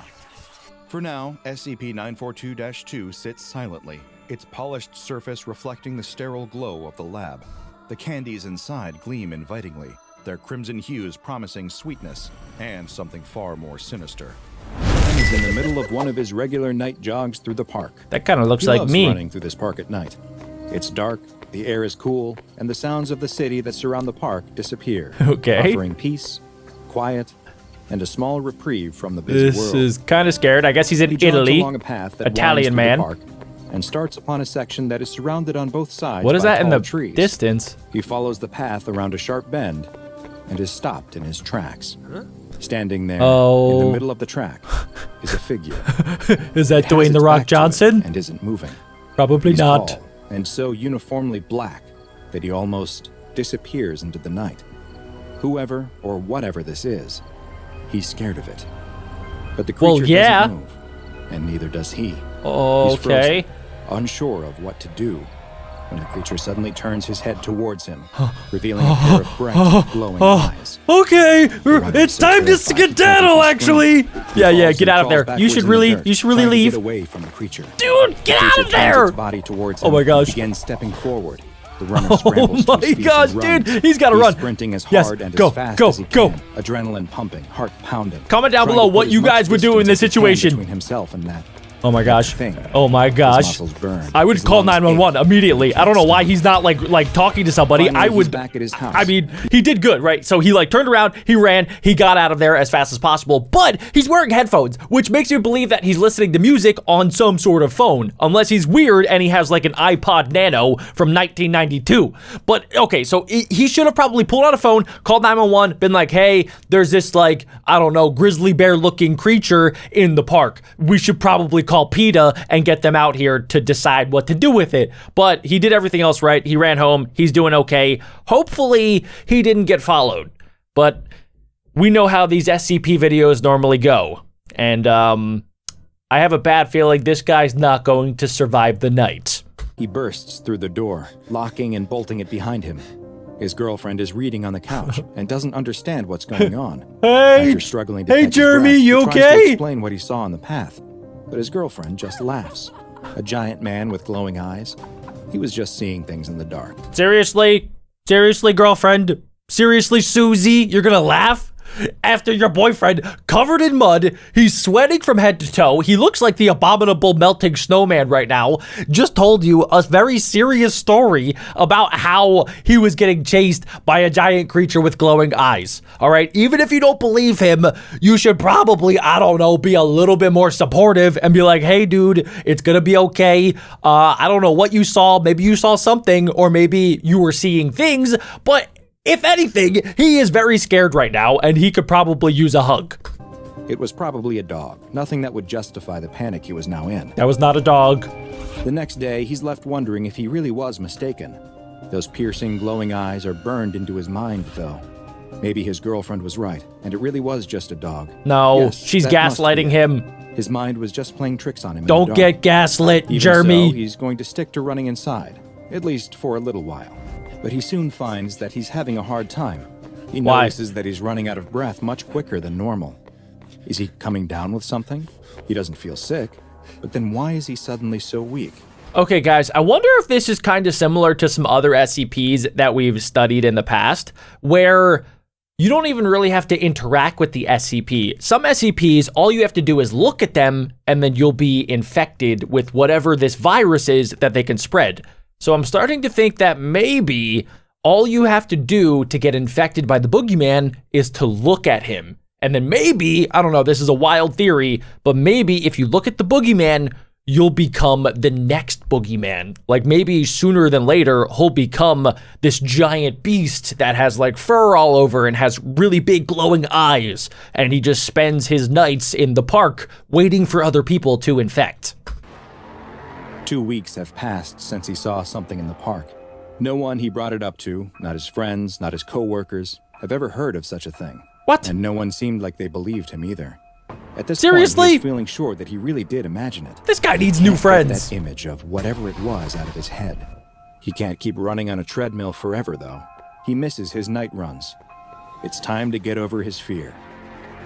He's running through— Okay, also guys, the main thing that I'm thinking is like, just don't run in the same spot. Like if you're gonna go out on a night run, that's fine. Go to like a more populated area. Go to like a little part of the city that has lots of people, so then it's not gonna be as scary. You don't have to go back to the same park where it is pitch black and there is a potential boogeyman that is going to get you. You don't have to do that. Just go somewhere else. the park again, enjoying the silence and the light breeze on his skin. He continues down the path, acutely aware that he's getting closer and closer to the Oh, this spot where guy's he saw dead. that thing before. This guy is so He dead. can't stop, though. He has to prove to everyone that he's not afraid. He has to You prove it should to be himself. afraid. He reaches the part of the path that runs through the tall trees. Just like before, the sounds of the city melt Stupid away. Italian The only man. sound coming from his steady, heavy breathing.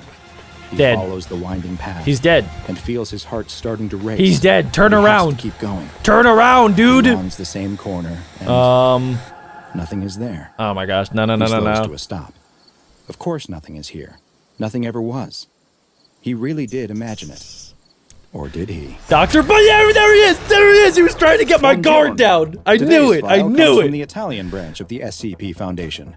SCP-015-IT.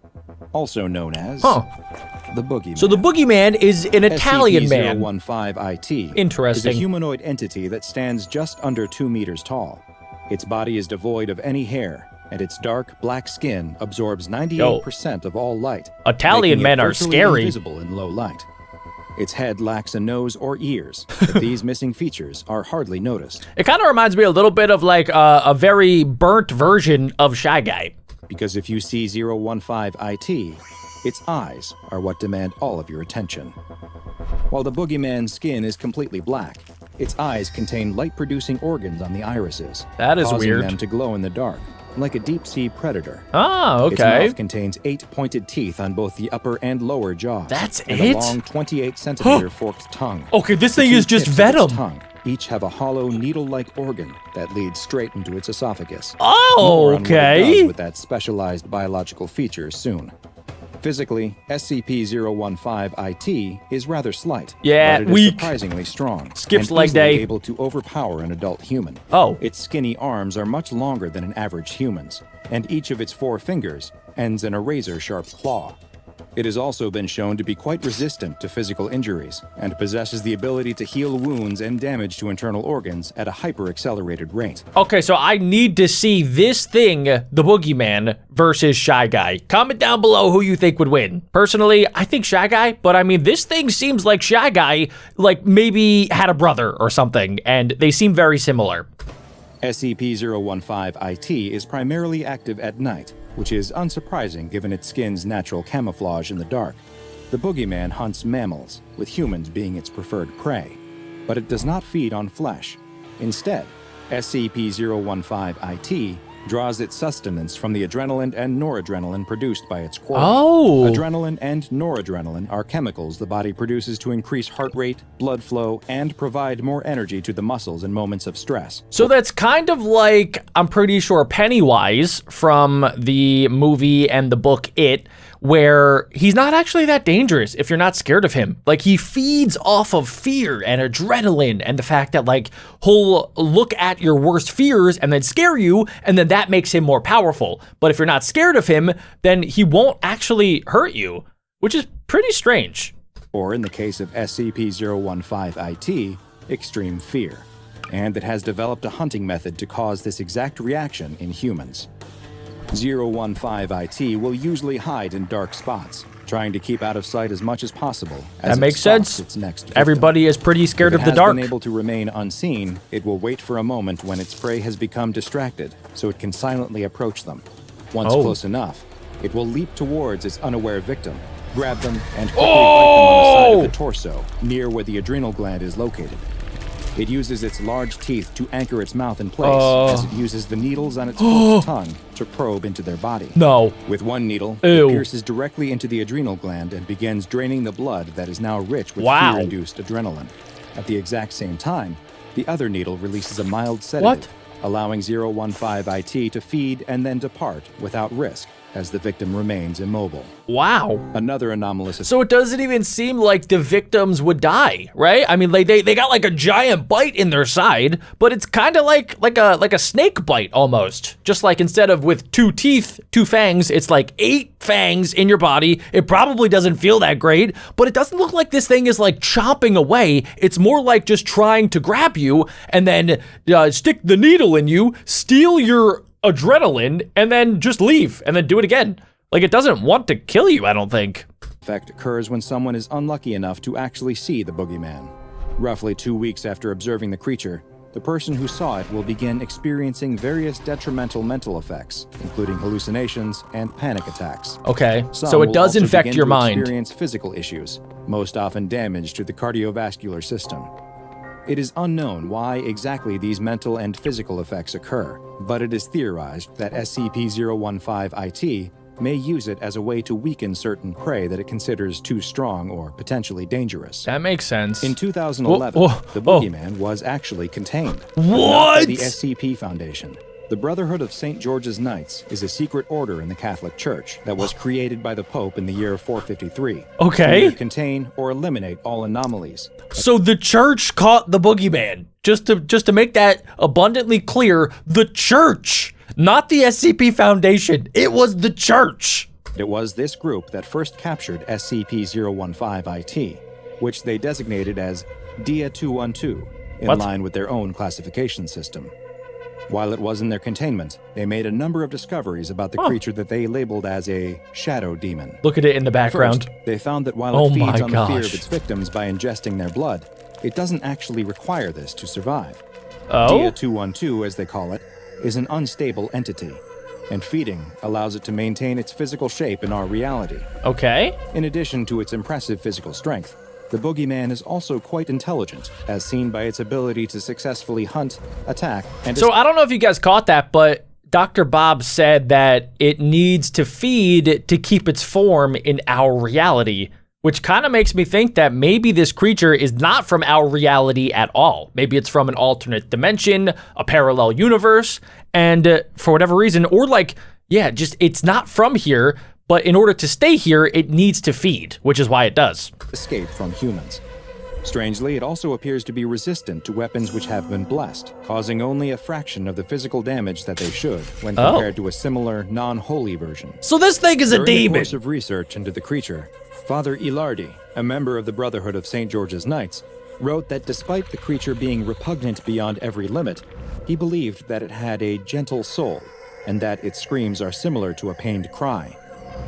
He postulated that SCP-015-IT may have even once been a human before some dark force transformed it into the monster that it had become. No He way. decided that it was his mission to find a way to communicate with the creature, and one day, bring it back into the light and love of his god.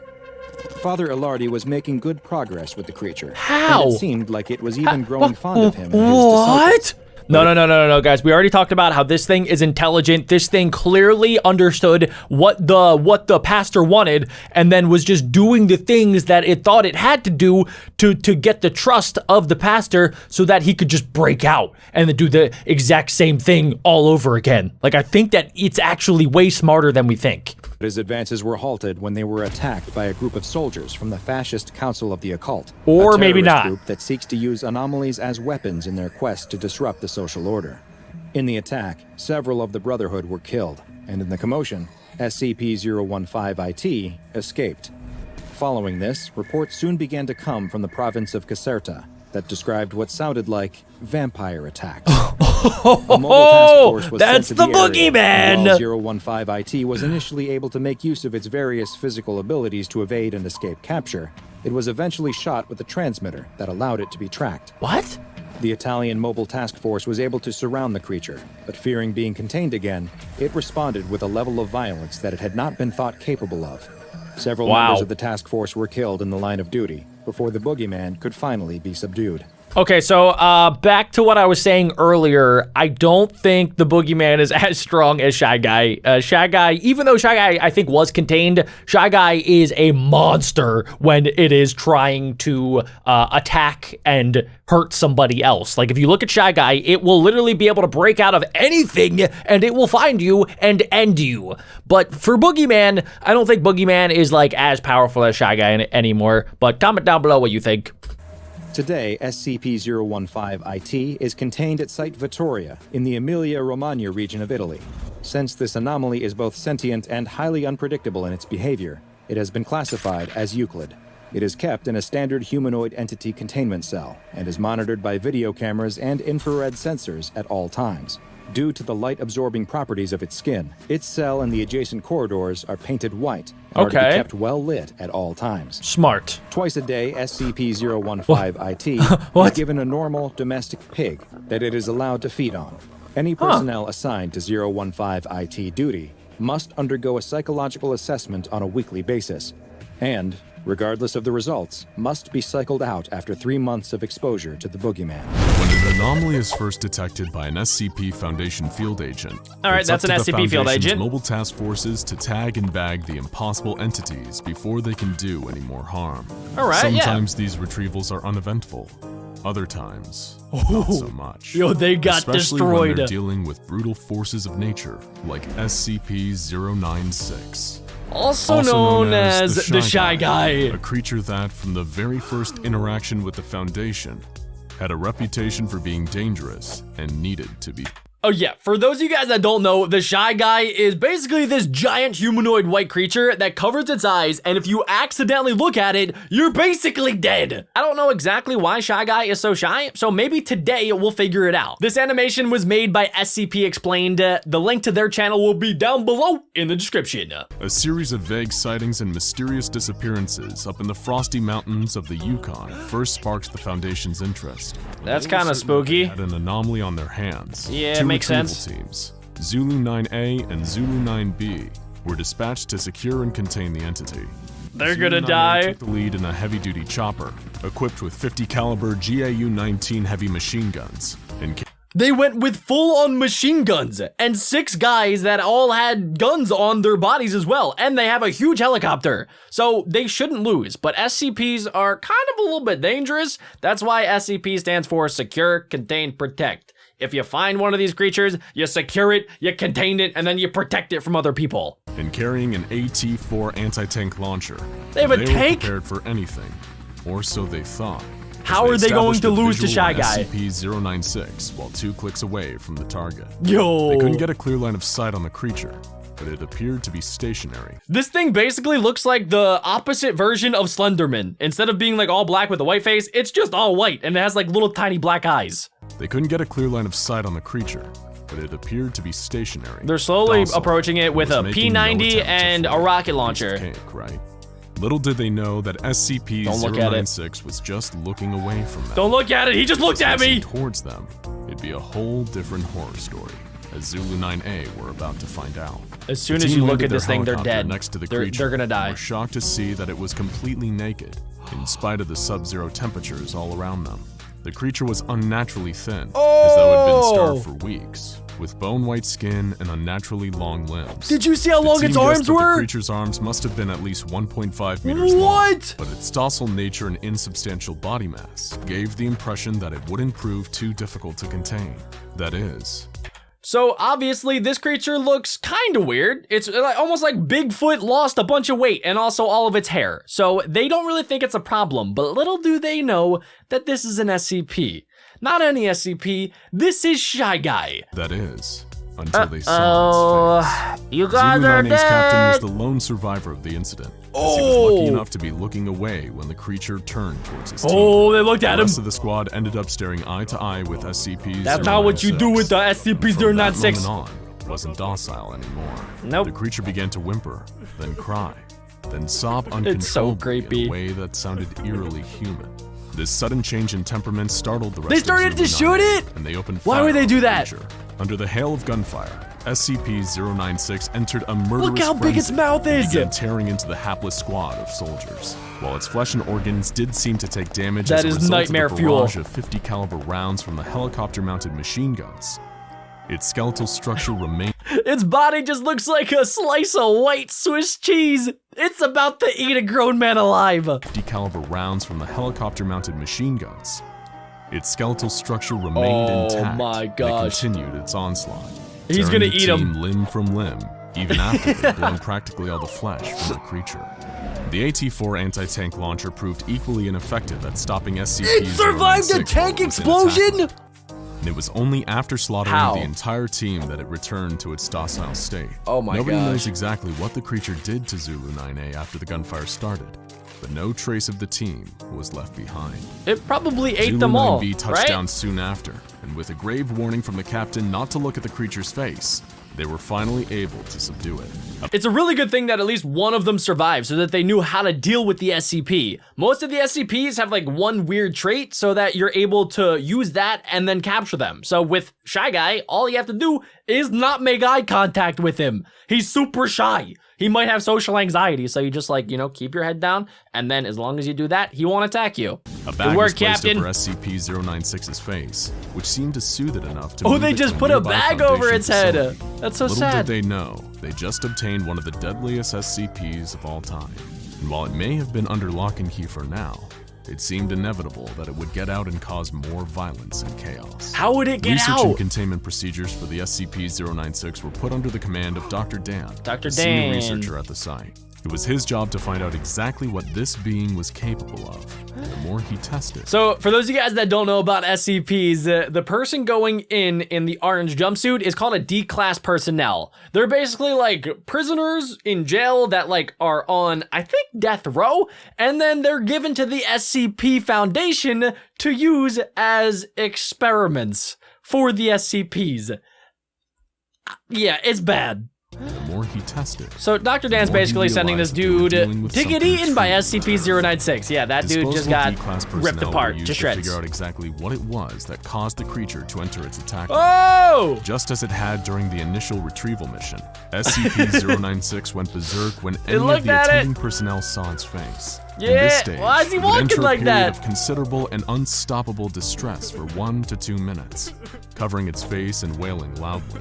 I When feel the kinda period of bad for distress it. ended, the creature would mercilessly slaughter every D-class that had seen its face, and just like with Zulu 9A, no trace of their bodies would be left behind. Because they get eaten Dr. Den was alive! horrified and intrigued by this phenomenon. The Yeah, creature seeing killed its face anyone that equals saw death. its face directly, but could the same be said for indirect depictions of the creature's face, such as images and videos? Wait, that's actually a good question because I've never heard about maybe taking a picture of SCP-096 and then if you do that, maybe you're good. Or what if you look at it through a mirror? Does it still count? Such as images and videos. Dr. Dan was desperate to find out. More D-Class personnel were brought in to test this, to frightening results. Dr. Dan found that the creature did indeed still enter attack mode when people saw pictures and videos of SCP-096's face. The creature seemed to have an innate sense of when people were viewing these How? representations, even when it should have had no conceivable way of knowing. Wait, does that mean, am I gonna be okay? I am watching a video of SCP-096, right? But it's just an animation though, so I think I'm good, right? Conceivable way of knowing. It didn't matter how far away or how many barriers were in place between the viewer and the creature. The attack mode would still activate. How does And it once find did, it? It seemed as though nothing could stop the creature from hunting down the one who saw its face. With all of this new data, Okay. special containment procedures were devised to keep the creature safely under Yeah, lock that's a and good key. idea. Its cell was a 5 meter by 5 meter by 5 meter airtight steel cube. fitted with advanced pressure sensors and laser detectors to ensure Okay, that cool. So it's not gonna escape that. SCP-096 remained in its cell without risking anyone having visual contact with the creature's face. All cameras and video equipment were strictly forbidden, and weekly checks for any cracks or holes in the containment cell were mandatory. Of course, none of this would stop the creature if anyone somehow saw its face. In order to solve that little problem, Dr. Dan would need to continue his research. To find a method of subverting the creature's deadly glance, they needed to know exactly what they were dealing with. But how could they? Yeah, When if even they a can't glance look at a it. photo or video of the being Right. meant So certain how are they death. going to figure out Potential what solution stops was it? proposed, creating an artistic representation of the creature's face, something that hadn't yet been attempted. But how would they achieve such a feat? Simple. They'd procure a D-class prisoner with some artistic talent. And wait, it's going to look at the Shy Guy SCP? But like after it does that, it's just gonna die. They're just setting up this man to die. I guess it's the only They way to found one who actually had get to been the a bottom tattoo of artist this. Before becoming a Foundation guinea pig. Dr. Dan formulated an ingenious plan for keeping this D-class alive for long enough to accurately draw an image of SCP-096's face. Maybe He a would be bunch placed in of a bulletproof bathysphere diving steel? bell several Wait, what? kilometers underwater and tens of kilometers away from the containment cell where the SCP was being held. The D-class was made to look at a photograph of the creature's face and then replicate that image in a pencil sketch. Dr. Dan first confirmed that the creature's attack mode is only activated by the creature's face by having the D-class look at a series of photos of the SCP's body parts, one by one, finally finishing with its face. The D-class began drawing Okay, so and it's even gonna be able to remarked draw on it how all. creepy the SCP's facial features were, despite not knowing the deadly context. Meanwhile, back in its containment cell, SCP-096 sensed someone viewing its face. How? And entered its inconsolable crying state, followed by its attack mode. It was Broke able to of the break containment out? easily and began making a beeline for the D. It broke out of steel! 5 foot by 5 foot by 5 foot steel! That's crazy. This thing is basically the Incredible Hulk, except it's white and skinny and has teeth that are going to grind up anything that it touches. It broke out of containment easily and began making a beeline I don't like for the this creature. D-class, traversing the miles between it and its prey. How The D-class did it get didn't there? know it, as he locked the finished drawing into a separate, autonomous submersible, but he was already dead. Oh As my the drawing gosh. made its way up It to a went researcher deep on the underwater surface, to kill the D-class SCP-096 personnel. dived into the water and started swimming down towards the artist. Minutes later, the bathysphere was breached, and the D-class was torn to shreds. SCP-096 was recaptured without issue by Surface Recovery Team Foxtrot 303A. Okay, so And they further got him testing back. on the drawing showed that artistic representations of SCP-096's face were in fact harmless. From this Okay, so that's experience, good. We now know that the creature has a gaunt face with totally white eyes, possibly indicating blindness and a grossly extended jaw. So as long as you look at the creature and it's not a direct picture, you're safe. So we're good. We've been looking at animators that have drawn SCP-096. So we don't have to worry about Shy Guy coming to our houses and, you know, eating us. So that's nice. Nevertheless, Dr. Dan was adamant that SCP-096 was too dangerous to be left alive. and Yeah, requested that makes permission from good the upper sense. echelons of Good the job, Dr. Foundation Dan. to terminate the creature by any means necessary. But how? However, the doctor's request would fall on deaf ears. Until it all started with a seemingly innocent image. While it's now been redacted for your safety, the black speck inside the yellow circle was once a minuscule image of SCP-096, What? taken unknowingly in the 1990s by a semi-professional mountaineer. One day they were looking at old photographs when his eyes passed over the No. tiny speck without even noticing that he had seen anything. But SCP-096 noticed. How? Began entering its attack. It was just a tiny It little tore through speck. its We steel couldn't even containment see unit you, like you tissue psycho! paper, causing the release of a nerve agent that killed a number of attending Foundation staff. The monster then fled the base and began pursuing its prey, with Mobile Task Force Tau-1 in hot pursuit. You gotta take this Dr. thing out. Alexei, who was helping to manage the site where the SCP Call the was army, contained, call the Navy, was call dismayed by the somebody. situation. Get some Dan aliens. was out of the country at the time, trying to no. discover more about the creature's origins. However, he did leave the Mobile Task Force with a new secret weapon against the rampaging Shy Guy. What are they gonna Project use? Scramble. Scramble were state-of-the-art goggles featuring a new technology created by Dr. Dan, which, using artistic renditions of 096's facial features, could detect and scramble the features of SCP-096 into an unrecognizable form, preventing the normally deadly effect of gazing upon its face. In theory, This would allow MTF Tau-1 to engage safely with 096 once its prey had been eliminated and bring it back into containment. But disaster struck on two fronts. First, the prey in question was located in a population center, creating the potential for a huge loss of life. And the second bigger problem was that the scramble technology didn't work. As stray pixels of the creature's face would reach the eyes of the task force before the internal microprocessor had time to scramble them. The mission turned into a death sentence, as SCP-096 slaughtered almost the entire It just went on a rampage. as well as a number of civilians in town, including an infant and its entire family. Oh my gosh. It was a monumental disaster. Yeah, that made sounds even terrible. Worse by a final revelation. Dr. Dan and Dr. Alexei had themselves facilitated the entire containment breach and allowed the resulting massacre to happen. With Dr. Dan hoping it would be enough motivation for Foundation Command to— Dr. Dan did it? He was behind this entire plan? Bro, you're a savage. Why would you do that? I mean, I understand that, like, he wanted to destroy the creature, but he just released it into the world. That's awful. You should have just, like, kept it in captivity. That's part of your plan as SCP Foundation. Secure, contain, protect, not to kill it. greenlight his research into destroying the creature. Anything that would give him the opportunity to kill this thing would be worth the bloodshed. His plan worked, and the SCP Foundation saw it his way. Okay, so now they're gonna try to kill SCP-096. 096. However, success comes at a cost for Dr. Dan. Once he figures out a way to finally kill the creature, though done in his line of duty, he himself will be terminated by the Foundation for his crimes against humanity. Okay. But considering like how that. much damage SCP-096 is capable of causing if They're it all ever just got to looking a at major him. population center, Oh, or no. even worse, was ever caught on camera and broadcast to a worldwide audience, the Doctor himself would likely deem his own death a justifiable cost. To this day, the Foundation is researching ways to kill the creature, and they're still looking for their silver bullet. Yeah, I don't know if there is going to be a Pressure's way. on.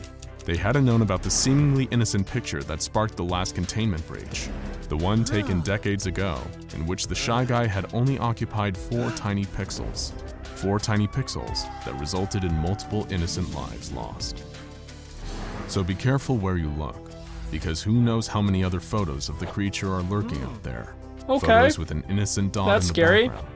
Your eyes glance over it, not even noticing the little blip, until you hear a distant wailing that seems to be getting closer and closer and closer.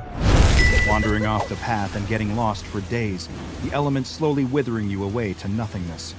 There are plenty of ways you can die in the wilderness. Yeah. Few would expect death Like to come as fart a result berries. of a simple Oh bodily no, function. don't fart. Decidedly anomalous twist. The bear will find you. Springtime in the Sierra Nevada I can't wait is to see what undeniably happens. beautiful. The unpredictable storms of winter are a thing of the past, but the oppressive heat of summer hasn't yet crept in. The highest peaks of the mountains are still spotted with snow, but in the foothills, the wildflowers sprout from the earth, blooming in a That's so tapestry of nice. yellow, I love pink, spring. purple, and Everything just orange. comes to life in Crystal spring. clear waterfalls roar down the rocky mountainsides, water set free from its slumber by the melting ice as the world wakes up from a long hibernation.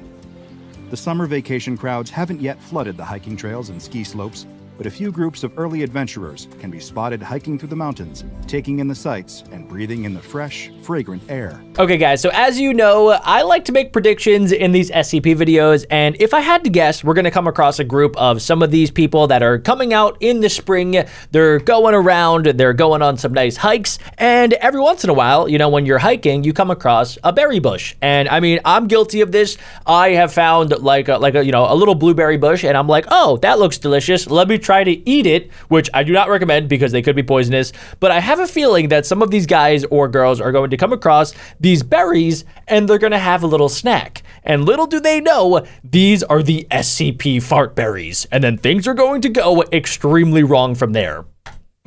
Among these springtime visitors are a pair of young men, one with blonde hair and one with dark hair. Okay. Each wearing a small backpack What's and up, carrying boys? a canteen of water, not a scuff to be seen on their brand new hiking boots.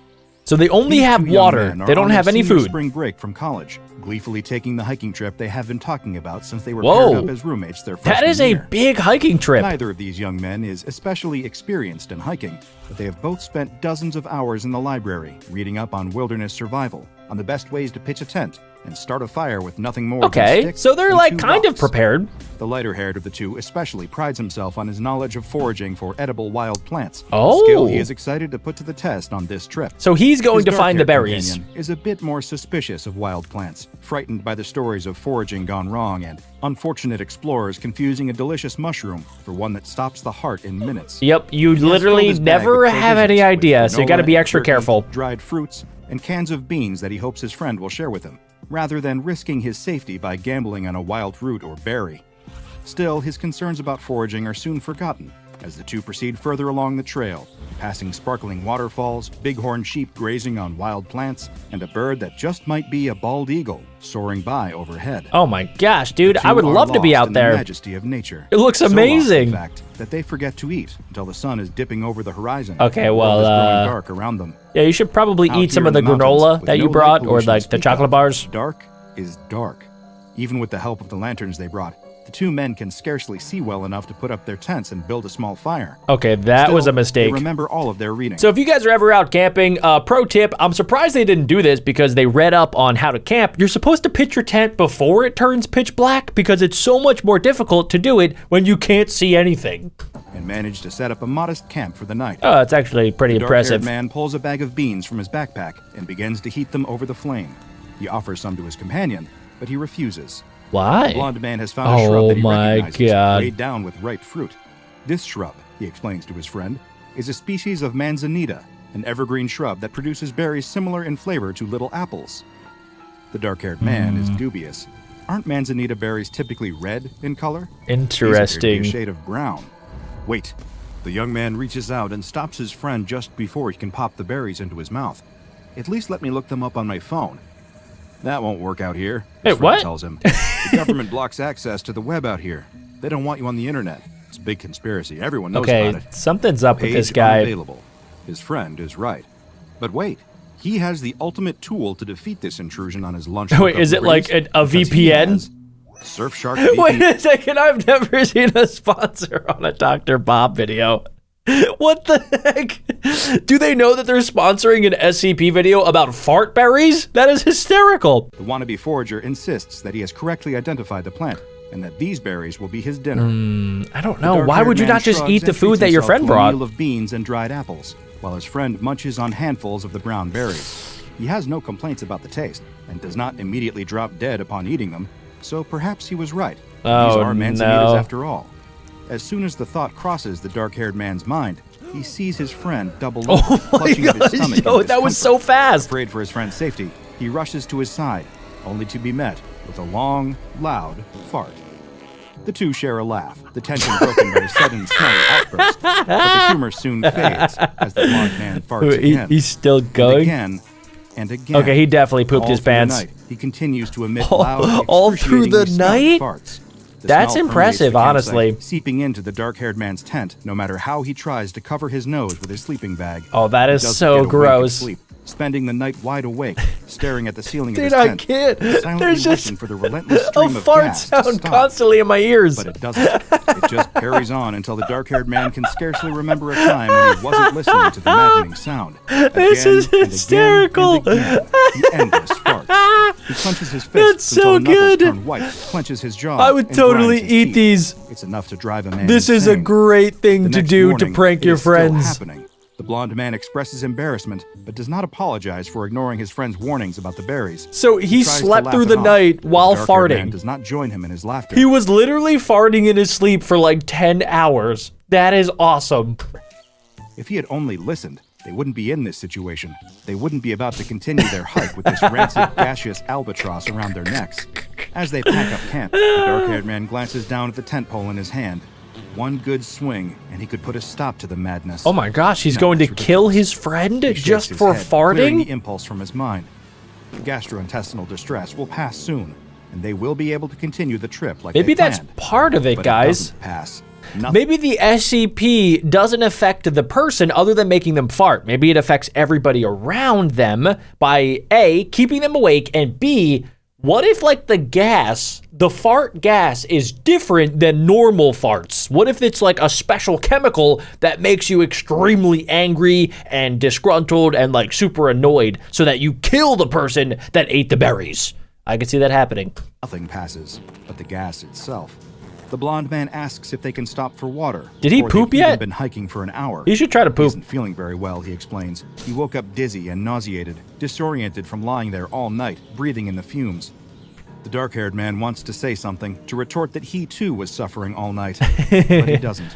He just lets his friend stop to drink some water, and they proceed with the hike. Gone is the magic of the previous day, the time before the cursed berries. The men can no longer smell the wildflowers, the crisp mountain air. They can only There are no wild smell animals to be fart found, gas. Not a single ground squirrel or little bird. Up ahead on the trail, the dark-haired man catches the barest glimpse of a tail vanishing into the brush as a mountain lion runs the other way. Okay, that's a little Is scary. it fleeing from them? From the stench? He wouldn't blame the beast if it was. They have 5 more days of this planned, and he can feel his resolve beginning to fade. Maybe he can turn back and ask to cut the trip short now. But why should he have to suffer funny. just because his friend made a mistake identifying a wild berry? It isn't fair. He could just get a moment to think without the incessant farting. If he could just have 1 second. Oh my gosh, he's actually getting so mad. But no respite comes. If anything, it only seems to get worse. The smell burns his nostrils. The sound rings in his ears. Oh my gosh. The blonde man tries to speak over it, to clear the air with pleasant conversation, but the dark-haired man brushes him off with grunts and shrugs. His eyes sting and water. He chokes on the stench. He knows Wow, in it his really heart is getting he can't worse. take much more of this. When the men make camp for the night again, the dark-haired man's thoughts turn dark. He could just leave in the dead of night while his friend is sleeping, rush off into the wilderness and abandon his companion there, freeing himself from the farts. He tries Freeing to justify it to himself from the They both have the farts. survival skills to make it. He'll be fine. His thoughts of leaving his friend alone in the woods are interrupted by the What? sound of chewing. Is there any animal nearby? Wait a No, second. Surely no animal would approach, given the smell. He Okay, takes a look in the blonde man's I'm a little tent bit and nervous. finds his friend eating another handful of those same brown berries. No. The dark-haired man flies into a rage, unable to contain his fury. How could he do this? How could he eat more of them after what happened the first time? Okay, either this guy loves these berries or the berries make you want to eat more of them, which is why he's doing it. Or he really likes farting. I guess that's the third option. Doesn't he understand what this is doing to him, what it's doing to the both of them? He got caught red-handed. selfish? That's The so blonde funny. man insists that it's fine, that the farting can't possibly be related to the berries. Well, because yeah, manzanitas don't it cause that definitely sort of is. thing. At this, something in the dark-haired man snaps. He can't take it anymore. Oh my God, he's gonna He turns kill away him. from the tent, throwing up his hands and telling the blonde man to find his own way back. They'll split up from here. The blonde man emerges from his tent, begging his friend not Look to at the cast him out. fumes. He's certain the farting will stop any day now. At Any this, day? It seems to grow louder and more potent. The dark-haired He's starting man to spots a charge large up his rock by the farts. campfire, Oh my small God, enough to no. hold in his hand, hefty enough to do some real damage. Wait, there's no way he's about to He kill picks his it up friend and over turns some to meet his farts. friend. Without thinking, he swings the rock at the blonde man's head. What? For the first time in days, the sound of farts goes silent. The air He smells killed sweet, him like over flowers, leaves, farts. and campfire smoke. He did what he had to do. I don't know about that Dark-haired one. man lets out a sigh of relief, the rock falling from his hand. He glances at the rock on Wow. the ground, at the blood dripping down its surface, and realizes the full weight Well, yeah, of what he you has just done. killed a man for He packs up the farting. campsite as quickly as he can, douses the fire, and dumps the body over the edge Oh my of a God. nearby cliff. Is it gonna fart on the way Over down? The next few days, he hikes back the way he and his friend came, noticing, in spite of his gnawing guilt, that the walk really is so much better without those damned farts. On the way, He looks passes so that much bush, happier. That horrible bush, weighed down by the fruit that destroyed his spring break. Oh no, trip, he's gonna that do it. Destroyed his friend's life. He's gonna do He it. opens his backpack, tearing a page from one of his books and grabbing a pen. He scribbles a warning: no matter what, Oh my gosh. do not eat these berries, and affixes it to the bush. I would take a few You can back only with hope that me. the You next know, person it to could be a stumble on cool this shrub prank. will see the note and heed its warning. If they don't, they might meet a similar fate. Days later, the park rangers discover the blonde man's body okay. and declare the death an accident. We're back to the caused start when of man the fell over video. The side of the cliff. Some of them suspect foul play, but are unable to find any evidence. All they can find is a strange note on an unidentified shrub and the faintest smell of something foul, like rotten eggs. The two doomed hikers had no way of knowing this, but the fruit they foraged was not from the Manzanita family. It was from a plant known as SCP-4032. Fart berries. SCP-4032 is a wide, deciduous shrub characterized by a rounded crown and wider base. it produces a distinct, small, round brown fruit that has been designated SCP-4032-1. I mean, guys, this has to be the weirdest SCP we've ever seen. Of SCP-4032-1, this meal will result in intense gastrointestinal distress.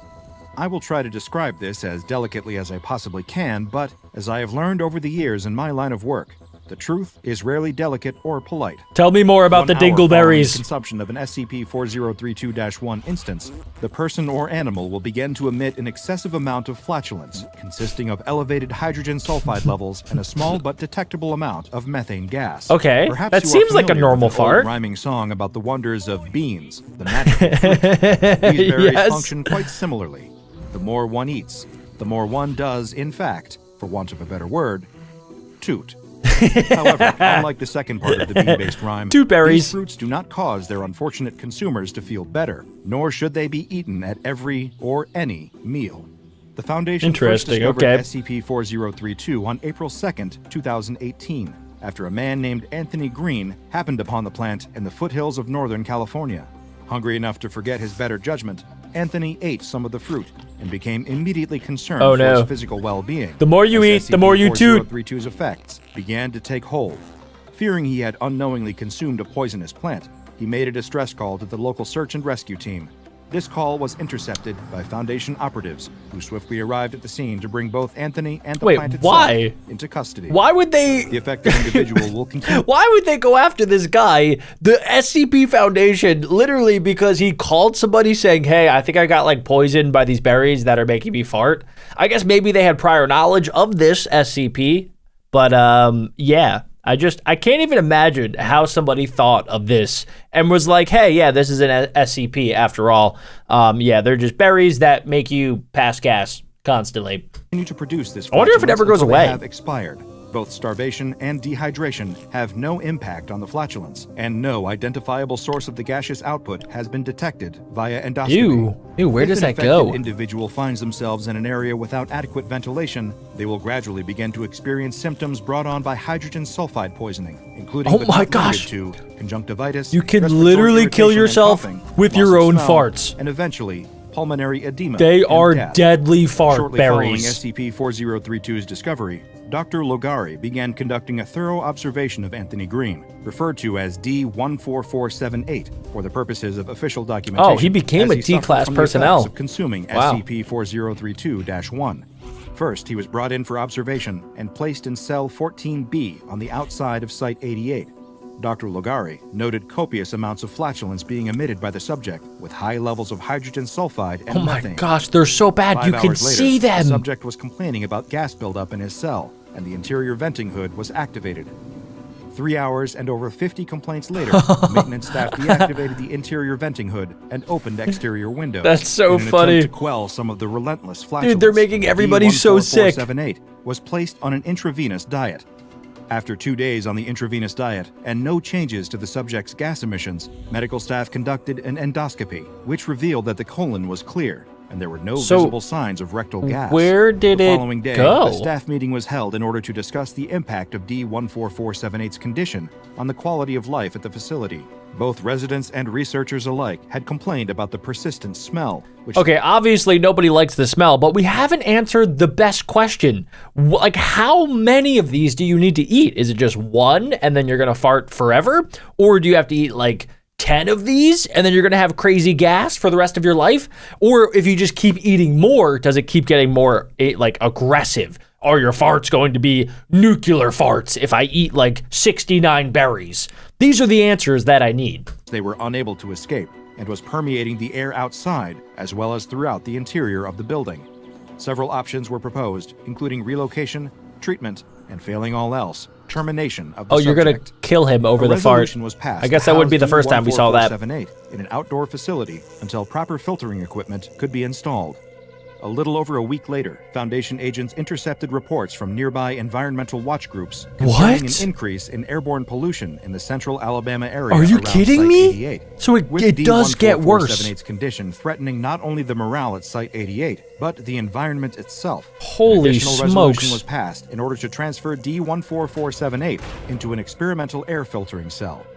The The cell had not yet passed a safety inspection. Okay, so he's Those with probably objections going were to die. overruled by the vote of the majority. The following day, subject D14478 was found dead in Oh, his but cell. yeah, you saw An that coming investigation a into mile the cause away. of death determined that the primary filter was improperly constructed. Yup. Both it and its associated sensor had malfunctioned. Oh, wow. There was one silver lining to this unfortunate incident, The however. fart The stopped. effects of SCP-4032-1 mercifully ceased following the subject's death. Oh my The gosh. post-mortem report was filed with the Ethics Committee, and Dr. Lugari was placed on temporary administrative leave. Meanwhile, a large order of scented candles was placed by the staff of Site-88. This And soon, SCP is the so unpleasant odor ridiculous. was replaced with I love smells it. of lavender, vanilla, sugar, and pine. In Dr. Lugari's absence, Dr. Carlyle was appointed to the position of lead researcher on SCP-4032. Following the approval of the Ethics Committee, Dr. Carlyle began conducting a series of animal tests using SCP-4032. Oh. The first test subject Does it selected work on was animals? The Araucanian herring. An instance of Do fish fart? SCP-4032-1 was crushed and added to a mix of copepods and krill, which were then fed to a small school of herring. 15 minutes after the consumption of SCP-4032-1, the herring's Oh my usual God. flatus production increased dramatically. I didn't This realize caused great fish distress to the fart. school of fish, as this species ordinarily uses flatulence as a means of communication. That's so funny. Samples Wait, of the wait, flat- did he just say that they fart to communicate? I feel like we should start trying this as a human population. Were taken and analyzed, and were found to contain hydrogen sulfide and methane, though the levels of both were lower than they had been in human subjects. 3 hours after their initial feeding, the herring were euthanized and taken for autopsy and chemical analysis. There was no post-mortem evidence found of SCP-4032-1's effects. That's so Next, weird. a flock of chickens was selected Oh, for no. testing. They were offered a handful of SCP-4032-1 These poor directly, chickens. which they refused to taste. Good. The fruit was then crushed and added to chicken feed. Oh, no. which was They've fed to the been chickens tricked. With great success. They've 2 been hours tricked by after the eating fart berries. SCP-4032-1, all of the chickens began to emit gas containing low levels of methane and hydrogen sulfide. The chickens were promptly euthanized and taken No! for analysis. Poor An autopsy chickies. determined that the birds' short intestinal tracts were distended. does that mean? The first Does anybody recorded know what that visible means? sign of the fruit's impact on a test subject. The next animals selected Oh for my testing God. were brown-throated three-toed sloths. This particular species was chosen due to its lack of flatulence, as these sloths They tend to absorb don't flatus fart? and release it through their lungs rather than rectally. Oh, so they breathe Fruit out was offered farts? directly at first, but Interesting. the sloths rejected it. The fruit was then crushed and ground. So it with looks a like mixture of animals tree are leaves smarter than and fed humans when the it comes to sloths. eating the fart berries. Whatever happened next has been redacted from the official Foundation file. Wait, But what? it was disturbing enough to bring a grinding halt to any and all future testing of Okay, I have a theory that since sloths don't fart usually, they usually breathe it out, that maybe it just like didn't have anywhere to go and all of the gas built up and then the sloth exploded in like a giant nuclear fart. That's what I'm thinking. SCP-4032 on large mammals. Any potential animal experiments involving SCP-4032 must be approved by the Ethics Committee in order to prevent another, quote, sloth incident. SCP-4032 Sloth has been incident. contained in a cordoned-off portion of the research gardens at Site-67, which consists of the area around SCP-4032's original location. This land was purchased by the Foundation, and a research facility disguised as a personal estate was constructed there. SCP-4032, along with several other anomalous plants, is kept in the garden portion of the site. All instances of SCP-4032-1 are to be gathered from the ground on a daily basis And then what? incinerated Oh, on site. okay, yeah, that's Any probably for the employees best. found to be using the berries for unapproved personal purposes will be what? suspended or terminated from their positions. He literally If any got animals caught wander with a onto the grounds fart that consume berry. the berries, That's they so must be embarrassing. captured and euthanized, and their bodies wow. incinerated. Oh wow, okay, that's Though a there little is currently aggressive. only one known specimen of SCP-4032, the Foundation has a contingency I thought there were plan in two. place should any additional specimens be discovered. If this happens, Mobile Task Force Alpha 67 Weed Whackers will be dispatched to the specimen's location, where they will uproot it and bring it back to Site 67 to be contained. Any humans that consume an instance of SCP-4032-1 must be contained in holding cells B1 through B5 along the outer perimeter of Site 67. Each of these cells is equipped with 3 air filters containing Thiobacillus thioparus, chemolithoatrophic sulfur-oxidizing bacteria. Is he embedded speaking in a English? mixture of peat and polyurethane. Each filter Okay. also contains sensors intended to detect hydrogen sulfide and methane. When the sensors are activated, members of Mobile Task Force Alpha 13, Odor Eaters, are dispatched Odor to escort the Eaters. affected individual outside. That's until such the a filters funny in their cell nickname. can be repaired. Fart Currently, Eaters. The Foundation does not believe there to be any additional specimens of SCP-4032 in the wild. However, there is no way to be certain of this, due to the plant's relatively unassuming appearance and the lack of any information on its origins. It is entirely possible that there are more of these shrubs just waiting to be discovered by an unfortunate hiker wandering off the beaten path. So if you find yourself out in nature with an empty stomach, make sure that you have accurately Nope. identified any I of the will wild not be plants you eating it. consume. If you don't, you may be met with a fate that is silent but deadly. First up, we have SCP-1128, the Aquatic Horror. Interesting. That kind of looks like the bloop, ladies and gentlemen. Okay, these are a bunch of D-class personnel that I have a bad feeling they are going to have to investigate the bloop. Okay, yeah, the scientist guy is over on the right. He has GPSs, and I think they're going to have to go out into the ocean and try to locate the bloop. But I don't know if they know exactly what it is yet. Oh my gosh, dude. They're actually gonna do this. These guys are so dead. This is insane. Like, I just imagine being in this situation where you're a D-class personnel and like you have to go find the bloop. That is the scariest SCP. I think I might actually rather find like Shy Guy. What is happening? Oh, are they getting teleported? Oh, they just got beamed down. Is that guy like too big or something? I don't know what's happening, but we have like this Power Ranger dude coming out of nowhere. Is that the bloop? I think they maybe made contact, ladies and gentlemen. Oh my gosh. Yep, they definitely found it. Okay, what are they gonna do with the bloop? How are they going to secure, contain, or protect anybody from that bloop? Okay, these guys are just chilling in the ocean right now. They are bait. They are literally about to get eaten alive right now. Bro, no way. Oh, wait, that's just like a shark. That's just a normal great white shark. What the heck? Oh my god, yo, there's no way, dude. You can't outswim a shark. I'm pretty sure you're supposed to like punch it in the nose or something. Okay, guys, I'm just waiting for the bloop to come out of nowhere right now. The bloop is like one of the biggest creatures of all time, and we're about to find out. Look at that. It makes a great white shark look tiny. That is crazy. That's basically like a blue whale, the biggest creature on planet Earth, but with sharp teeth. Oh my gosh, that is terrifying. I was already scared of the ocean, but like anytime I watch a bloop video, it just solidifies it in my mind that the ocean is a scary place. Look at that. What are they even doing? Is the bloop getting shot right now? I have no idea, but bro, this G.I. Joe guy is swimming for his life. Oh wow, what the? They're actually trying to do damage to the bloop. I don't think this is gonna work, guys. Like, the bloop is practically indestructible, right? The bloop was able to actually, like, fight against El Gran Maha and survive. I don't think that the bloop is gonna take any damage from, like, simple, puny peasant people. It's just not gonna happen. I guess he did kind of get a little angry. It's kind of like little thorns in his body, so he probably doesn't like it. And these guys are traumatized. They definitely need, like, to get a Men in Black mind wipe, so that they lose all of their memory. That was terrifying for these guys. And what the heck, bro? They put this guy back in with the statue? After all he's been through? Bro, are you serious right now? Next up, ladies and gentlemen, we're gonna be checking out where the bloop actually went after he got shot by the SCP Foundation. So, he's out? It looks like just chasing after sharks. Just like that is his lunch, is a great white shark. I can't believe that.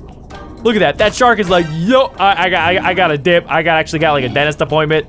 What is that? Are those tentacles? Oh my, what the heck? Dude, there's a kraken? What? Is that thing real? Oh my goodness, dude. We're about to get Bloop versus Cthulhu, basically. What the heck? What did Bloop even do? Is he using like some sort of mind control? Well, he lost his lunch. Oh my gosh, that is the ugliest looking sea creature I've ever seen in my entire life. Oh my, yo, what the heck? It's biting the Bloop right now. Dude, oh, it's strangling the Bloop. How big is this thing? It's as big as the Bloop? Bro, he's hitting him with the Swanton Bomb combo. The Swanton Bomb combo. What? The bloop. Oh, there we go. Finally, the bloop is actually going to man up and do something. Look at that. Yeah, that's right. Eat fishtail. Eat fishtail, idiot. You cephalopod. You little 8-legged freak. Oh, okay. Maybe I got a little bit too excited there. Dude, he's body slamming him. What the? How the heck is he surviving? Dude, this Kraken is built different. Never mind, he's dead. That Kraken definitely dead. Oh, yo! He turned that Kraken into lunch real quick. You gotta be kidding me right now. Bro is eating him alive. Well, ladies and gentlemen, the bloop is stronger than the Kraken. Confirmed. Yeah, that is one big bloop. Look at that belly. That bloop is gonna be full for weeks. He's like me after I eat a whole Domino's pizza. Next up, ladies and gentlemen, let's see where the bloop goes next. So he already beat the SCP Foundation, kind of, and he already ate the Kraken, so who could possibly stop the bloop? The bloop is a menace right now to ocean society. He's got Poseidon punching in the air right now. What the heck was that? You guys saw that, right? What the heck? Okay, wait, my volume's super low. Okay, this guy is jamming out right now, so I don't think he realizes what is happening. What is... Oh my gosh, dude! That is not the bloop. That is something completely different. What the heck? That is like a tadpole Godzilla. Tadzilla pole. Okay, that thing is big. That thing is powerful looking. And honestly, I'm not gonna lie, guys. Comment down below what you think about this, but I think that thing looks scarier than the bloop. The bloop is kind of like a big old marshmallow with like kind of big teeth. This thing looks like a crocodile the size of a skyscraper. Oh. The bloop ate the submarine. The bloop is going around. Yeah, this is how the bloop consumes stuff. He just opens his mouth and like whatever flies in, that's his lunch for the day. Except I don't think this guy, well, oh, no way. No way, he's about to get sucked into the bloop. He's actually about to get sucked into the bloop. What the? Nah, bro, this is insane. What is he doing? I think he's farting on him. He's literally farting. I think the bloop is high. The bloop has no idea what planet he's on. Oh my god, he put him to sleep. Whatever the bloop is fighting, I think it's another SCP. He just got put to sleep by it. Are you kidding me right now? What the heck, bro? This thing is taking full advantage of the bloop. Look at that. It's like got it wrapped up just like the Kraken did. Oh my god.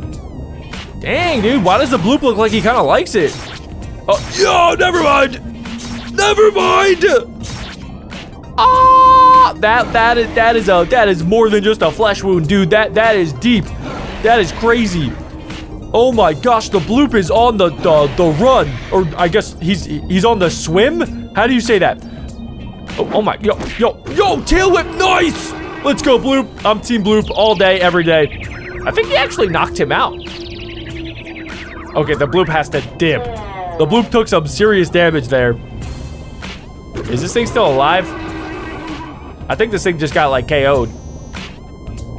Okay, guys, so far we've seen the bloop, but what about that other creature, which I just found out is SCP-1128? Let's go ahead, let's crank the volume on this, and yeah, wait, is that the bloop again? Dude, the bloop keeps coming back. What the? What? Oh my, yo, it's the hard to destroy reptile. What are they gonna do with this? Are they gonna make this fight in the ocean? I mean, it does adapt to like pretty much any environment, so maybe it'll actually be able to become strong enough to kill the bloop. Let's find out. Dude, the SCP Foundation like does not play around. This is insane. Okay, they just dropped in the strongest SCP to ever exist in the middle of the ocean. I don't even think he knows how to swim. Look at this, he's like about to drown. This battle's about to stop before it even starts. Oh my gosh, what the heck? Dude, that shark does not know what he's... See? See? The shark did not understand what he was about to try to take a bite out of. Okay, so it seems like the hard-to-destroy reptile is adapting to his environment, which is one of his many abilities. Now, oh yeah, guys, I was about to say, we're about to have a ginormous sea monster coming out of the ocean real soon. Okay. I don't know, guys. The hard-to-destroy reptile is so much tinier than the bloop. I have a feeling, though, that if the bloop eats him, he will actually be able to, like, fight his way out from the inside. Let's see. Oh, yeah, dude, he's definitely getting sucked up in there. There's no way to stop it. But the bloop is so big that, like, there's a lot of space in there, and I don't think the reptile is gonna die. Oh, look at that, dude. He is literally inside the stomach of the bloop. I mean, dude, the bloop accidentally just, like, ate the worst possible thing that he could have eaten. Ew! Ew, dude, I don't want to know what that is. What the heck? Oh, it's stomach acid. What the heck? It just evaporated the reptile. What? Wait, I did not think that that would happen. Dude, I thought that the reptile would, like, SCP he would break out. Terminated. Repeat. What? SCP Nah, dude. Terminated. Comment down below if that would actually happen. I didn't realize that the bloop had, like, super overpowered gas inside of his body. No way. Nah, I don't believe it. Oh, something's happening. Wait, yeah, see, that's what I'm saying, ladies and gentlemen. He's hard to destroy for a reason. He adapted to his environment, which is like a super acidic gas. And now the bloop, dude, the bloop is going to have the worst stomach ache of his entire life.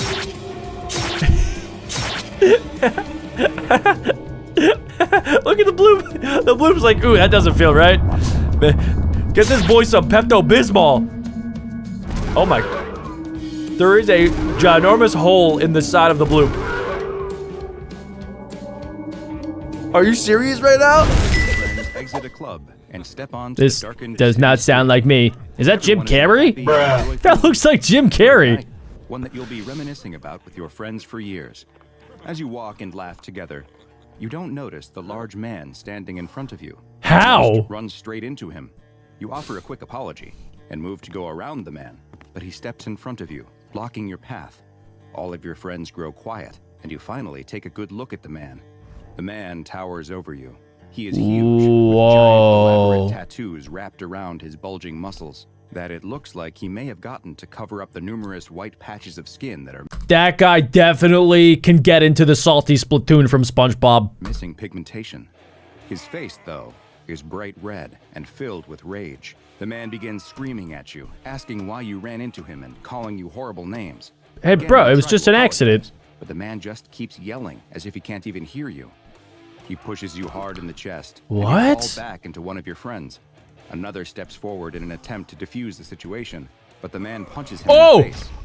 Oh my god, yo! Accurately be described as a massacre. This guy's like a freaking anime character, bro. He reminds me of Baki, if you guys have ever seen him. He's like a ginormous anime muscular dude that just like punches everybody. So I don't know if this guy has the SCP on his arms. I really can't tell because it kind of looks like he has tattoos, but it also doesn't necessarily mean that this guy has the SCP. For whatever reason, though, this guy definitely woke up on the wrong side of the bed because he is angrier than a hot potato on a Tuesday morning. The man has gone ballistic and punches, kicks, and bites your entire group of Bites? friends. His He's a strength seems biter? unreal, even for someone as big and muscular as him. Bruh. A large bouncer runs over in an attempt to break up the fight, but even he is no match for this Oh tattoo. my god. You've been on the ground since Yo. watching this insanity play out. But now, This is with everyone else crazy. lying on the ground, bloodied and bruised, he turns his attention back on you. You try to scramble back I to would your play feet, dead but so he's upon fast. you in an instant. Oh. He picks you up over his head and Whoa, tosses whoa, whoa. you into some trash cans. Oh, knocking you man. unconscious. You open your eyes to see the man standing over you. Hey, You Mr. can feel Tomato. blood from numerous cuts on your face running down into your eyes and mouth. Oh. The man picks you up with one hand and holds you by the throat against the wall. He's still in a rage, breathing hard through clenched teeth. Does he have In rabies? the corners of his mouth as he brings up his other hand and curls his fingers into a fist. All you can think is this it? But What? then you notice something. The tattoo that goes down the man's arm all the way. Okay, guys, so that does confirm that this guy has been infected by SCP-012. Way to his hand is moving. The long serpentine dragon is writhing and slithering as if it's alive. Is this really happening, or just a result of the concussive trauma you've received? There's no time to consider it further, though, as the man pulls back and throws a punch right into your face. Oh. You can feel your nose flatten and break from the impact, which understandably distracts you from the bizarre crimes. Right as the man's bloodied fist makes contact with your face, the dragon on his arm seems to swim off of his skin and onto yours. Like a snake moving through water, it glides off his fist onto your face before sliding down your neck onto your body. There is a series. So, okay, so it's transferable by some dude or some person that's been infected with the SCP. They can transfer it by beating the snot out of you? Am I following this right? Pain as it moves, like you're being poked with needles over and over. You scream from the pain, blood from your broken nose pouring out of your mouth. Oh. The man drops you to the ground and steps back. He no longer looks to be in a rage, and instead looks confused. Oh, he has no He idea. looks down at his skin to find that the tattoo is completely gone. A look of unbridled joy comes over his face, and he turns and runs away into the night, laughing with glee. He just like brutally beat up 5 people or something like that, and then transferred the SCP to this poor helpless man whose nose looks like a flattened banana, and he just is like, yay, woohoo, yeah, I'm going to Disney. Like, shouldn't he turn around and be like, hey man, are you good? Or maybe give him a warning that he's been infected with some sort of SCP, unless the SCP maybe makes it so that you don't remember anything. That could be why he just ran away like a 5-year-old child that just heard he's going to Willy Wonka's chocolate factory. As he does so, you are left whimpering in pain, curled up in a ball in the pile of trash where he left you. This is how I wake up every morning. Now covering your entire body. As you have probably already guessed, this is no normal tattoo. Yeah, I got that. An anomalous creature that is known to the SCP Foundation as SCP-021, but it also has another name, the skin worm. It's time to put on our thinking glasses, ladies and gentlemen. SCP-021 is an obligate parasite that uses the human body as a host. I am Its now visual 10% appearance is smarter. in the form of a large, elaborate tattoo of an Oriental-style dragon, which Okay. covers roughly 1 square meter of its host's skin. That's pretty What big, makes this actually. tattoo truly unique is that it is fully animated and moves on the host's body just as a real animal would, though in 2D like a cartoon playing out in real time on their skin. The movement of the tattoo causes horrendous pain for the host, and has been described as feeling like thousands of tiny needles are stabbing at them all at once. Ouch. As if a fresh... So, I mean, that is how you get tattoos in the first place, right? It's a bunch of, like, stabby needles over and over and over again, and then they make the designs after, you know, a little bit of time. So, I guess it kind of makes sense that you would feel that sensation, right? Like, as you are having the tattoo transferred to your body, you're getting the sensation like you are actually getting the tattoo, which is kind of interesting. Image is being constantly tattooed on their skin, while at the same time, a tattoo removal process is happening. While the tattoo organism is able to move, it seems to prefer spending most of its time on its host's torso, though it has been seen to move around to other parts of the body on occasion. As SCP-021 moves around on the surface of its host's body, it appears to feed on the pigments in the skin. Its favored meal seems to be other tattoos, which it will seek out and devour.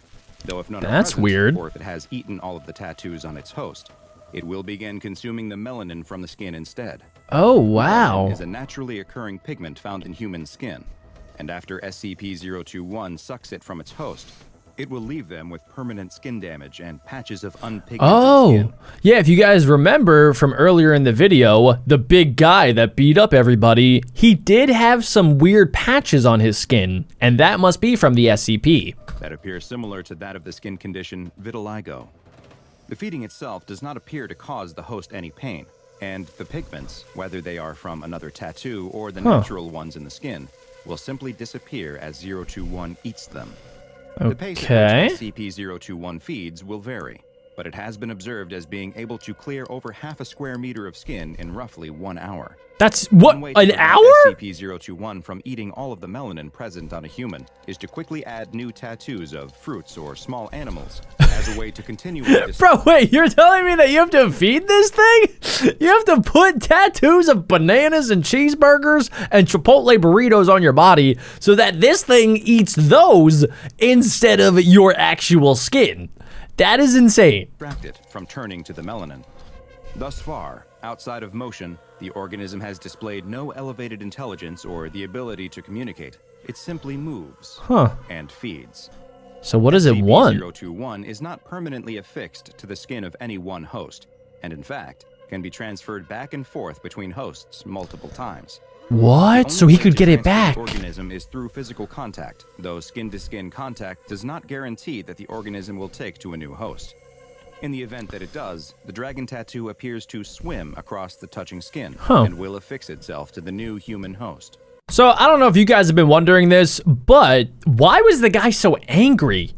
Right? And then as soon as he had the SCP leave his body, he like was magically back to normal. So I'm thinking that this SCP not only like eats the pigments of your skin, but it also probably makes you extremely angry like the Incredible Hulk.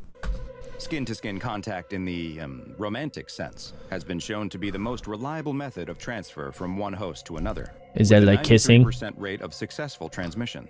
However, as you can imagine, the Don't tattooing do it. sensation that comes along No! with SCP-021 means that this particular transfer is extremely painful for all parties. Oh. And the Foundation has deemed that despite its high success rate, it should only be used when absolutely necessary. Contact between two open wounds has been shown to I be didn't like only that. slightly less effective method, and has I don't become like the default that. means of transferring when the Yo. SCP Foundation wants to move SCP-021 from one host to another. I don't like this anymore. Transferring the organism from a deceased host to a living one is possible, though more complicated. Wait, why would you want to do that? SCP-021 appears not to mind when its host organism is no longer alive, continuing to feed on whatever pigments are available to it. Yeah, and just does let not it seem to do suffer that. any ill effect from the condition of its host. It is as yet unknown whether SCP-021 could be transferred to another species. Oh, I didn't even think about that. The organism has only been willing to move from human to human, though research into the question is ongoing. So I'm guessing there's probably not just one of this type of SCP. There's probably a bunch of them, because if there was just one, then the SCP Foundation could like give it to a D-class personnel. The D-class personnel would eventually die, and then the SCP would be stuck on the D-class personnel's body. And as long as nobody gets close or tries to kiss it or any weird stuff like that, then the SCP would just be trapped there. At least that's what I'm thinking. It's theorized that if SCP-021 is able to exist on a non-human animal, it would only occur in the rarest of circumstances. Unlike most parasites, SCP-021 does offer some small but tangible benefits to its host human. In addition to hosts Super of the strength? organism appearing to have an improved immune system, research has also shown that the presence of Oh. 021 will increase its host's release and reuptake of epinephrine, better known as adrenaline. It will Oh. also decrease the buildup of lactic acid, which is what builds up in the muscles during activity and causes burning sensations and Very soreness. interesting. Combined, these benefits from SCP-021 provide its host with increased strength and confidence, as well as That's give what it heightened is. pain tolerance during stressful situations. Huh. Not surprisingly, the host of SCP-021 also displays a high level of aggression, though Yeah. whether this comes from their elevated hormone levels or simply because the organism causes them to be in constant pain is still an unanswered question. Okay, so he's basically saying that you don't know if it actually is causing rage or if it's just like making the person that has the SCP very irritable because they're constantly getting stabbed, or at least it feels like they're getting stabbed with a bunch of needles and stuff, which probably would make you very, very angry most of the time. Like imagine like every single day you wake up and you have the sensation that you like stub your toe every 5 minutes. I don't think I would be a nice person, and I might punch somebody in the face. That's The just amount me, of though. time that this symbiotic relationship can be sustained is typically limited to how long the host can tolerate the unceasing pain of the tattoo moving about their body. The persistent agony that a host of SCP-021 endures has led to multiple hosts having taken their Oh, own lives, no. and in a few rare cases, Oh. they have also succumbed to fatal skin infections. though What? these were likely the result of open wounds caused by the host scratching at their own skin, rather than anything directly attributable to the organism. Oh god. SCP-021 is currently contained on the body of a D-Class personnel, D-139, who was housed in Standard Detention Cell 217A, and the relative ease with which it can be kept on a human subject's body has led to it receiving the safe classification. Okay. D-Class personnel are eligible to be a host to SCP-021, and current operating procedure is to allow the organism to live on the same host's body until they expire. Okay. The nature of what SCP-021 is, as well as its origins, remain a mystery to the Foundation. Attempts have been made to trace the path of its transmission from before its time in containment, and it is hypothesized that the organism could be many hundreds of years old, if not older. As evidenced by its low SCP number, 021 is one of the oldest SCPs that the Foundation keeps contained, and it has proven to be a very useful educational tool for new and upcoming researchers as they study this bizarre creature and its existence that occurs entirely within 2 dimensions. That was pretty neat, guys. If you have any other information about this SCP, make sure you guys leave a comment down below. And if you want to learn even more, make sure you guys click this video right here.